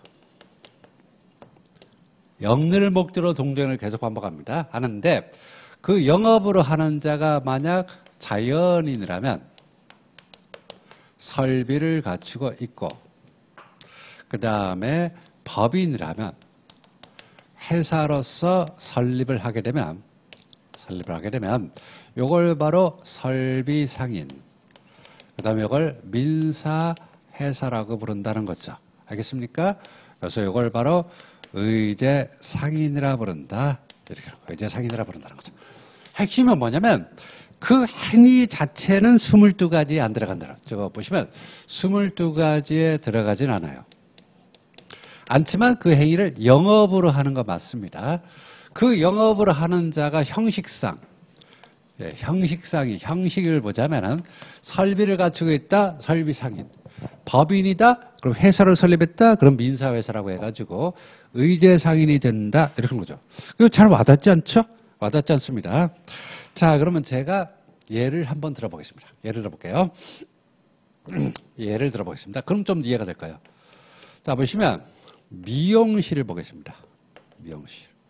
미용실은 사람이 가는 미용실. 그 다음에 강아지 미용실. 저희 강아지가 14살이네요.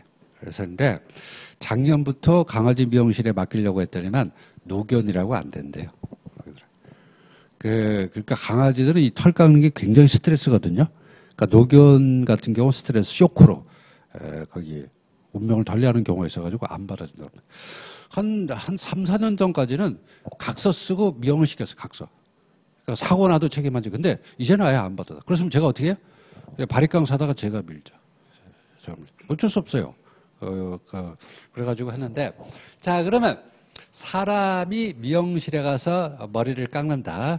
그러면 요거는 기본적 상행위에 들어가요. 에 들어가는 공중 접객업이라고 합니다.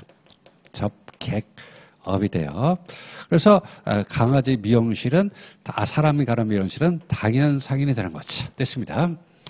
강아지를 볼까요? 공중접개업이죠. 네. 이건 객은, 자, 보통 이제 법률 조문을 확장을 해석한다 보세요. 객은 사람이죠. 사람이 숙박을 하고 사람의 머리를 깎고 이렇게 하는 거죠. 근데 요즘에는 강아지에 대한 복지가 많아지면서 강아지 미용실, 그 다음에 강아지 호텔, 그렇죠? 제 머리 이거 얼마짜리 같아요? 얼마짜리? 2만원? 7,000원. 7,000원. 저희 동네 7,000원입니다. 우리 강아지 미용값이 얼마인지 아세요? 지금 이제 미용실도 못 가지만, 그래서 55,000원. 제 머리는 7,000원. 제 강아지는 55,000원. 네. 집사람은 제가 미용실 갔다 온다고 해서 제가 물어봤죠. 그 미용실 얼마냐 그러니까, 모르는 게 좋다. 이렇게 얘기하더라고요. 그쵸. 쇼크 먹는다고. 쇼크 먹어요, 실제로. 나중에, 저도 알고 깜짝 놀랐는데. 그래서, 예, 공정접객업인데, 그럼 이제, 사람이 가는 미용실은 공정접객업이니까 당연히 사람이. 근데, 공중접개업까지 확정 해석은 곤란하다는 거죠. 객을 사람으로 봐야지, 강아지까지 포함한다 그러면, 이게 확장 해석이 돼야 안 돼요. 안 되는 거잖아요. 그러니까, 근데 공중접개업은, 접개업이라는 건 없다는 거죠. 그런데 잘 보세요. 공중접객업은 안 돼. 자, 사람 미용실은 머리를 깎아주고 돈을 받죠. 저는 7,000원 받습니다. 강아지 미용실은 우리 강아지 털 깎아가지고 옛날에 5만 5천 원. 원래 5만 원이 정가인데 7kg 이상이라고 해가지고 5,000원 더 받았는데. 7kg 이상. 그래가지고 이게 7kg. 그래서 제 강아지가 7.5kg, 뭐 7.4kg 됐거든요. 그래서 미용할 때쯤에 사료를 좀 덜 줘가지고 혁정 거. 나중에 보니까 미안하더라고요.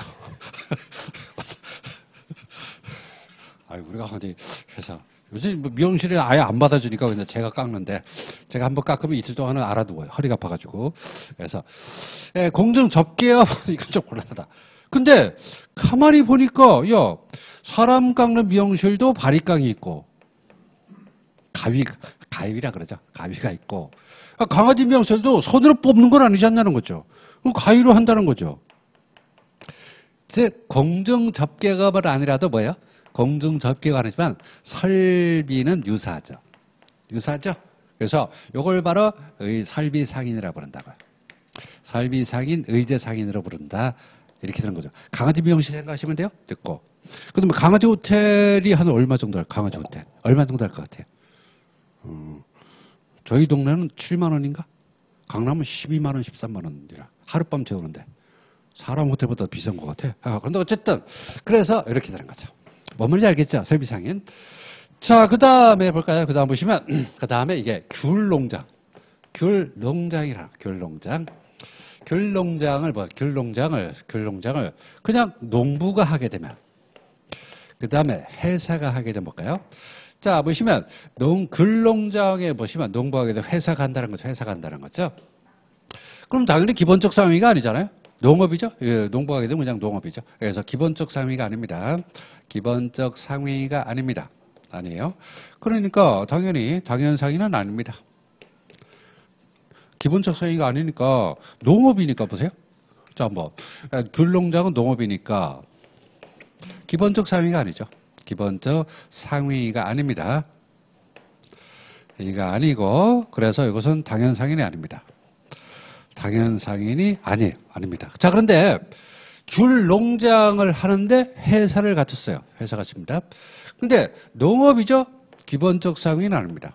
기본적 상위는 아닙니다. 아니니까 그럼 당연상위는 아니다. 그건 알겠어요. 그렇죠. 회사라도 하는 일은 농업이니까 당연상위는 아닌데 자 보세요. 아니지만은 그러나 회사라는 형식을 갖췄죠. 회사라는 형식을 갖췄죠. 회사라는 형식을 갖췄죠. 그럼 회사 중에 뭐냐? 회사 중에 바로 민사회사가 되겠다는 거죠. 민사회사가 되겠다. 그래서 이게 바로 의제상인이 되는 거죠. 이건 어려운 게 아니라 뭐냐면 기본적 상위는 자 보시면 일반 개인한테 세금 걷는 게 편할까요? 아니면 상인한테 세금 걷는 게 편할까요? 그쵸. 국가가 이를 악물고 달려든다 이 말이죠. 그거예요. 당근도요. 계속 반복적으로 되팔이하게 되면 세무서에서 연락이 갑니다. 한번 오시라고. 지금 당근 거래 하셨죠? 예. 되팔이 하셨죠? 그거 할 수도 있는 거 아닙니까?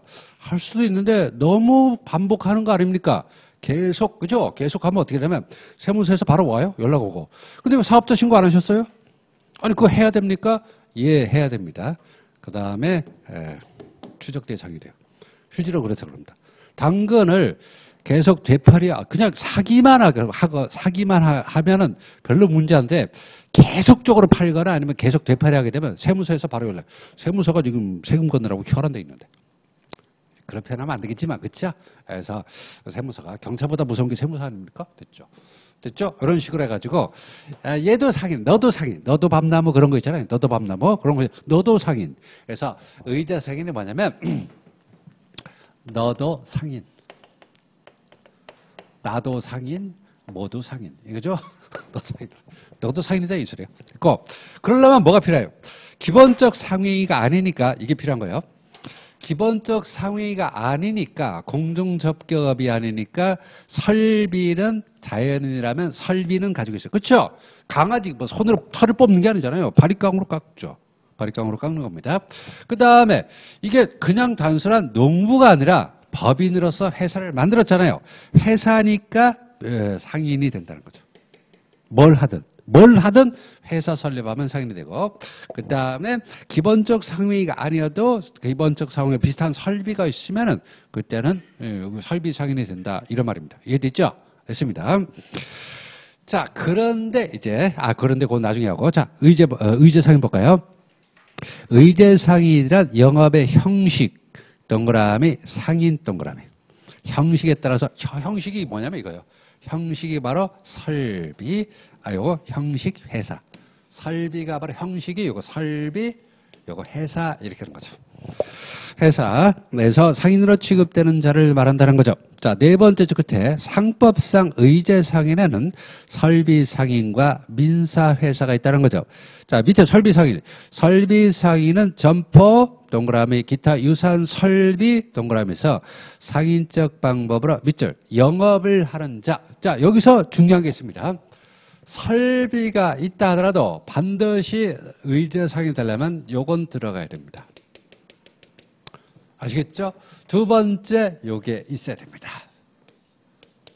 회사야 뭐 명백하니까 영업으로 해야 되고 설비가 있어야 돼요. 그래서 설비 동그라미 영업 동그라미. 예를 들면 두 번째 줄 끝에 두 번째 줄 끝에 뭐가 있을까요? 자, 보시면 세 번째 줄 끝에 보시면 결혼상담업, 아름다운 만남, 두근두근 듀오, 인연, 결혼중개업이라고 그래요. 결혼중개업. 그런 것들, 결혼상담업 같은 것들이 이겁니다. 됐고, 자, 그 다음에 밑에 판례는 제가 나중에 설명드릴게요. 자, 다음 페이지, 민사회사. 회사는 상행이 X. 자, 그 다음에 앞에 회사 동그라미. 회사라면 뭘 하든 상관없다고요. 회사라면 뭘 할 상관없어요. 하지 않더라도 상인으로 본다. 자, 여기서 이제 아주 예민한 분들은 의문을 가질 수가 있어요. 지금 여기서 앞에 이제 있는 설비 상인은 뭐라고 했냐면, 설비 상인은요, 설비를 갖추고 영업을 해야 된다 그랬죠. 근데 회사는요, 그냥 회사는 민사회사라고 그랬죠. 회사는 그 개념이 영리법인입니다. 회사의 자체 영업이 들어있어요. 회사 자체 영업이라는 게 들어있습니다. 그래서 회사 동그라미, 그 다음에 상행이 X, 상인 동그라미. 본다, 의제, 간주한다, 준용한다. 똑같은 말이죠. 민법에서 다 알았으니까 됐고. 자, 그 다음 밑줄 긋지 말고 보세요. 회사에는 넓게 보자면 상사회사와 밑줄 긋지 마세요. 민사회사가 있다. 상행위를 영리 목적으로 하는 회사가 상사회사. 자연상인이고 상위 이외 행위를 영리 목적으로 하는 회사가 민사회사인 점에서 양자는 개념상으로는 구별되는데 그런데 밑줄 세 번째 끝에 민사회사도 상사회사 설립의 조건에 조차 설립이 되고 그 다음에 모두 민사회사도 모두 상사에 관한 세회사에 관한 상법 규정이 준용되므로 양자를 구별할 필요는 없어요. 그냥 회사만 다 해야 하는 거예요. 예를 들면 이거죠. 예를 들면 농업, 어업, 축산업 등을 목적으로 하는 원시산업을 목적으로 하는 회사를 말합니다. 저 귤농장이라고 귤농장. 그래서 강아지 미용실 설비상인. 그다음 귤농장 법인. 요즘에 그 법인도 많아요. 제 고향도 시골이거든요. 인구가 한 2, 3천 명밖에 안 돼요. 시골인데 거기도 제가 이제 물려받은 조그만 땅이 있는데 그거를 저기 농업회사법인에 맡겼거든요. 왜 농지 임대차 원래 안 되잖아요. 근데 원래 상속받거나 그러면 돼요. 그것도 조금 있는데 3,100 이상은 상속이 안 되고 그러니까 조그만 땅인데 그래서 제가 가서 농사를 지을 수 없잖아요. 1, 2년 농사 지보다가 허리 부러질 뻔했어요. 그래서 이제 강의 없을 때 가서 이제 밥 메고 김 메고 했죠. 동네 사람들 저 인간 미쳤냐고. 아, 못하겠어. 그래가지고 이제 주변에 좀 물어봐가지고 농업회사법인에 맡겼어요. 그리고 이제 수확철이 되면 쌀을 몇 가마니 받고 이런 식으로 하는 거죠. 사장님에게 여쭤보니까 사장님 벤츠 타고 다니세요. 그래서 제가 궁금해가지고 여쭤봤죠. 그 사장님 사장님 그 개인적으로 하시는 건가요? 아니면 법인 만들어? 아, 그거 농업회사법인 모르냐? 농업회사법인 모르냐? 모르긴 뭘 몰라요. 알죠? 아는데 와, 이 농업회사법인 주식회사거든요. 그래서 그 사장님하고 부인하고 그다음에 아들 둘이 이렇게 가지고 이렇게 농업회사법인을 차려서 한대요. 그래 왜 이렇게 차냐면 보조금이나 그 농업기계 이런 보조금 많이 나거든요. 그래가지고 그럼 이제 임차 그 농지 그 경작하는 농지가 얼마 정도 되지 않을까? 농지만 해도 논만 해도 10만 평이 넘는데요. 왜? 시골은 농사 지을 분들이 없으니까 다 임차해가지고. 그래서, 그 다음에 소도 몇백도 이렇게 키우고 있다 그러던데, 재벌이세요, 재벌. 그러니까 제 땅은 그냥 제 아버지하고 인연이 있어가지고 그냥 지어주겠다. 놀리지 않겠다. 놀리면 세금이 중과되니까. 그래서 그냥 인심 써주시는 거죠. 아니, 이게 천몇 평방짜리 이거 해봐야 뭔 소용 있겠어요. 근데 그래도 저희 아버지하고 이제 안면 있고 그러니까 그럼 내가 농사 지어주겠다. 이렇게 해가지고 하는 겁니다. 놀리는 것보다 나으니까. 농업회사법인이 바로 여기 들어간다. 이렇게 그런 거죠. 그래서 농업, 축산업, 수산업을 목적으로 하는 회사를 둘 수가 있습니다. 자, 그건 그렇다 치고, 자, 시험에 나옵니까? 안 나와요. 자, 이제 하겠습니다. 자, 보세요. 그러면, 보세요. 예를 한번 들어보자. 예는 이거는 제가 이제 여러분 좀 알기 쉬우라고 하는 것이고, 예를 들어보자. 과수원, 변호사, 법무사, 의사, 약사, 회계사, 세무사. 자, 기존에 공부하셨던 분들은 변호사나 법무사 이런 분들이 의제 상인이 아니라고 공부했을 겁니다. 근데 조금 범위 넓어요. 과수원, 그 다음 변호사, 법무사, 의사, 약사, 회계사, 세무사는 결론적으로 과수원은 의제 상인이 아닙니다. 자, 결론은 이렇게 해야 돼요. 이것도 마찬가지로 의제 상인이 아닙니다. 자, 그러면 뭐가 문제되냐면 과수원. 제가 이제 물려받은 땅이 조금 있다 그랬죠. 근데 이게 사연이 있어요. 저희 집안이 과거에는 꽤 살았습니다. 꽤 살았어요. 근데 할아버지께서 이 과수원을 크게 차리셨다가 부도를 맞으셨다는 거죠. 그래서 그 남아있는 땅이 이렇게 정도 맞으셔가지고 그래서 암에 걸리셔가지고 돌아가셨는데 집안이 이제 기울어졌죠. 이게 이 과수원이 이게 넓은 땅이죠. 그 시골에는 그 당시에는 인구가 작았지만 지금에 비하면 요게 지금 과수원 땅이 지금 시세를 알아보니까 한 30년 전보다 한 40배가 올렸던데 이거를 그냥 가지고 계셨으면 제가 강의했겠어요? 안 했죠. 시험 봤겠어요? 시험도 안 보고 지금 놀러 다니지.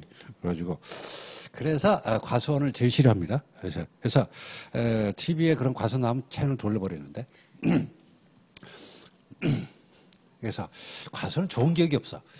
과수원은 단지 규모만을 말하는 게 아닙니다. 규모만을 말하는 게 아니라 몇 평이냐 하는 건데 그 당시에 과수원이 25,000평인가 그랬는데 25,000평. 그게 아무리 시골이라도 25,000평은 상당한 거죠. 서울이 25,000평이면 재벌이지 뭐. 근데 그건 아니지만 그래도 과수원은 설비가 단순히 몇 평이냐 그 정도 가지고는 안 돼요. 과수원에서 수확을 하죠. 그럼 가공 설비가 있어야 되겠죠. 요즘에 그 인터넷으로 판매 그런 거 있잖아요. 이렇게 병에다 담거나 포장을 하거나 이런 식으로.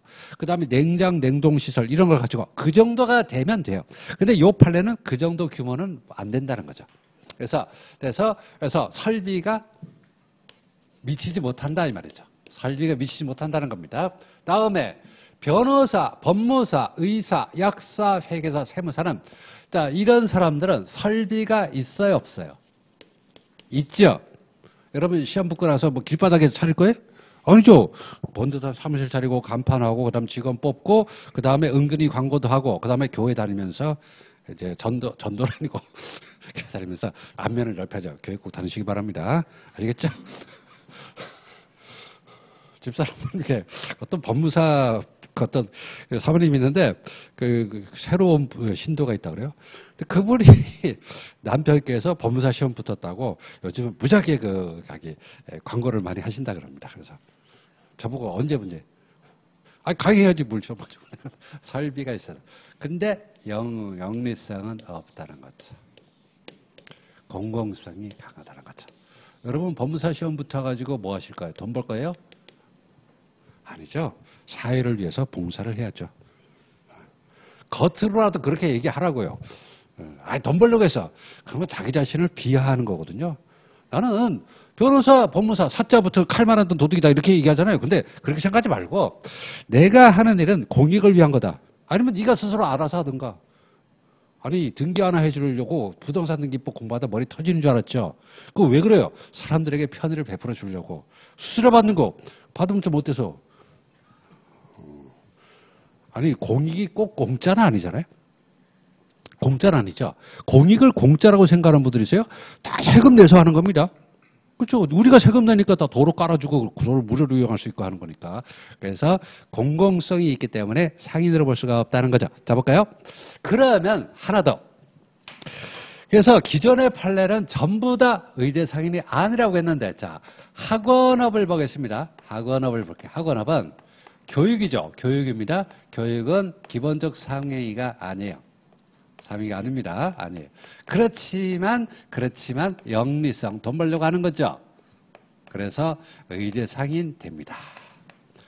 요거. 자, 이제 판례 암기하셔야 된다 그랬죠. 자, 보세요. 과수원은 뭐냐? 그냥 상인이 아니다 보시면 돼요. 과수원도 규모가 어마어마해지고 그다음에 직원들을 뽑고 뭐 냉장, 가공시설까지 갖추면은 설비 상인이 될 수 있지만 일반적으로 과수원 과수원. 이건 설비 상인이 될 수 없어요. 자, 다음에 변호사, 법무사, 의사, 약사, 회계사, 세무사 이런 사람들은 설비는 있죠. 근데 왜 안 돼? 공익성. 항상 공익을 목적으로 한다는 거죠. 그러니까 시험 붙으셔도 나 돈 벌려고 이거 해. 그러면 자기 비하예요. 그리고 재미가 없어요. 다 어려운 사람들 도와주고. 그래도 공짜로는 하지 마시고. 공짜로 해줄 거예요? 그럼 사무실 그 임대료는 누가 되고? 부인이 내실 거냐 이 말이죠. 그래서 임대료 낼 정도, 굶어주지 않을 정도, 그런 정도만 벌면 된다. 이렇게 생각하시면 돼요. 굶어 죽겠어요, 설사? 안 적어서 변호사, 법무사, 의사, 약사 소득이 1순위. 소득이 있으니 변호사 뭐 이런 사람들 많죠. 그래서 이건 공공성을 가졌기 때문에 볼 수 없고 학원은 교육은 기본적 성이 들어가지 않아요. 그러나 영리를 목적으로 거 맞죠. 그래서 의제 상인이다 이렇게 되는 거죠. 자 판례 보겠습니다. 자 결론부터 보겠습니다. 첫 번째 판례 두 번째 끝에 학원업은 점포 기타 유사한 설비에 의해서 설비 동그라미 상인적 방법으로 영업 동그라미 하는 경우에 해당하여 세 번째 끝에 의제 상인에 해당한다. 꼭 밑줄 이거 외우셔야 돼요. 아니 뭘 이해 안 돼. 뭘 이해 안 돼. 그냥 외우는 거지. 학원은 돈 벌려고 하는 거죠. 우리 학원은 돈 벌려고 하는 겁니다. 그렇죠. 그게 뭐 나빠? 나쁠 거 없죠? 없습니다. 자 그다음 다음 페이지. 과수원 밑줄. 두 번째 끝에 영업으로 사과를 판매하는 것으로 볼다. 5,000평. 5,000평은 누구 코에 붙여? 25,000평도 망하는데. 그래서 5,000평의 사과나무 과수원을 경영한다. 근데 두 번째 줄 영업으로 사과를 판매하는 것으로 볼 수 없다. 이 말이죠. 됐고. 근데 이거는 규모를 가지고 따지는 거죠. 그 다음에 낙찰계 밑줄. 자, 그저 끝에 상인적 방법에 의한 영업으로 X, 개를 운영한 것이 아니라면 두 번째 줄 끝에 의제 상인으로 네 번째 줄 볼 수가 없다 이 말이죠. 자, 그럼 보세요. 학원업은 영업을 한다 그랬죠. 그래서 자, 13페이지 다 그 판례 하나, 둘, 셋, 넷, 다섯, 6개가 있죠. 6개인데 결론은 뭐냐면 영업으로가 아니라고요. 그래서 설비 상인이 될 수 없다. 이렇게 결론은 이겁니다. 영업으로 하는 게 아니다. 과수원, 낙찰계. 과수원 나왔죠? 두 번째 줄 영업으로 X. 낙찰계 밑줄. 그 다음 줄 영업으로 X. 변호사 밑줄.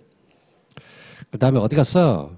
보시면 변호사는 의제 상인에 해당한다고 볼 수 없다. 이유가 뭐냐? 영업으로 하는 게 아니다. 자, 다음에 법무사 밑줄. 그저 끝에 영업을 하는 자라고 볼 수 없다. 영업 X. 의사 밑줄 긋고. 자, 그 다음에 그저 끝에 상인이라고 볼 수 없다. 상인 X. 세무사 밑줄. 상인이라고 볼 수 없다. 이유가 뭡니까? 다 영업으로 하는 게 아니라고요. 알겠습니까? 과수원 영업으로 하는 게 아니다. 낙찰계 영업으로 하는 게 아니다. 변호사, 법무사, 의사, 약사, 회계사, 세무사 영업으로 하는 게 아니다. 그럼 공인중개사는 영업으로 하는 거 맞죠? 또 오해하면 안 돼요. 사자 붙었다고 다 상인이 아닌 건 아닙니다. 중개사분들 이런 분들은 상인이죠. 그럼 격이 떨어지냐? 격이 떨어지기 뭘 떨어져? 목적에 따라서 다른 것뿐입니다. 다른 것뿐이죠. 그래서 부동산 중개하는 분들은 영업으로 하는 게 맞아요. 그건 뭐 나쁜 거 아니죠. 나쁜 거 아닙니다. 그래서 절대로 그렇게 비하하지 말고 그분들은 하는 목적이 다르니까 부동산 중개사 이런 분들은 상인이지만 이런 분들은 공공성을 가지고 있다. 이렇게 보시면 되겠습니다. 자, 그럼 어떻게 변하는지 알겠죠? 자, 그러면 나 못 외운다. 그럼 어떻게 해요? 학원업 빼곤 다 의대 상인이 아니라고요. 그런 방법도 있어요. 그러니까 여러분들 계속 머릿속으로 정리하시기 바랍니다. 이거 외우기 힘드는데 이거 뭐 이렇게 많냐? 헌어, 낙찰계도 마찬가지죠. 자, 그 판례가 몇 개입니까? 하나, 둘, 셋, 넷, 다섯, 여섯, 7개죠. 근데 이거 약사 없는데 있어요. 3개 다 있습니다. 판례 다 있습니다. 근데 낙찰계나 과수원은 설비 상인이 아니다. 의제 상인이다. 왜? 영업으로 하는 게 아니니까. 변호사, 법무사, 의사, 약사, 회계사, 세무사는 의제 상인이다. 왜? 공공성이 있으니까. 공성이 있으니까. 그다음에 학원업은 영리성이 있으니까 이거는 유일하게 의제 상인에 해당한다. 그러니까 보시면 학원업 실제 한번 우리가 실제로 문제 적용해 볼까요? 학원업을 제외하면 시험에 나오는 지문은 전부 다 의제 상인이 아닌 거죠. 학원음을 제외하면 전부 다 상인이 아니다. 이렇게 되는 겁니다. 됐고. 자, 이렇게 보시면 되겠습니다. 자, 그럼 서상인은 조금 쉬었다 할게요. 서상인은 조금 쉬었다 하겠습니다. 이런 식으로 정리하시면 되겠습니다. 근데 이거를 뭐 사진을 찍어도 되고, 필기하는 건 솔직히, 필기하면서 강의를 들으면 이게 머리가 산만해지니까 아무래도 사진 한번 찍고 하는 게 좋을 것 같아요. 아니면 이제 동영상을 이렇게 스크린샷 하거나, 그래가지고 보시는 게 좋을 것 같습니다. 됐고, 조금 쉬었다 보겠습니다.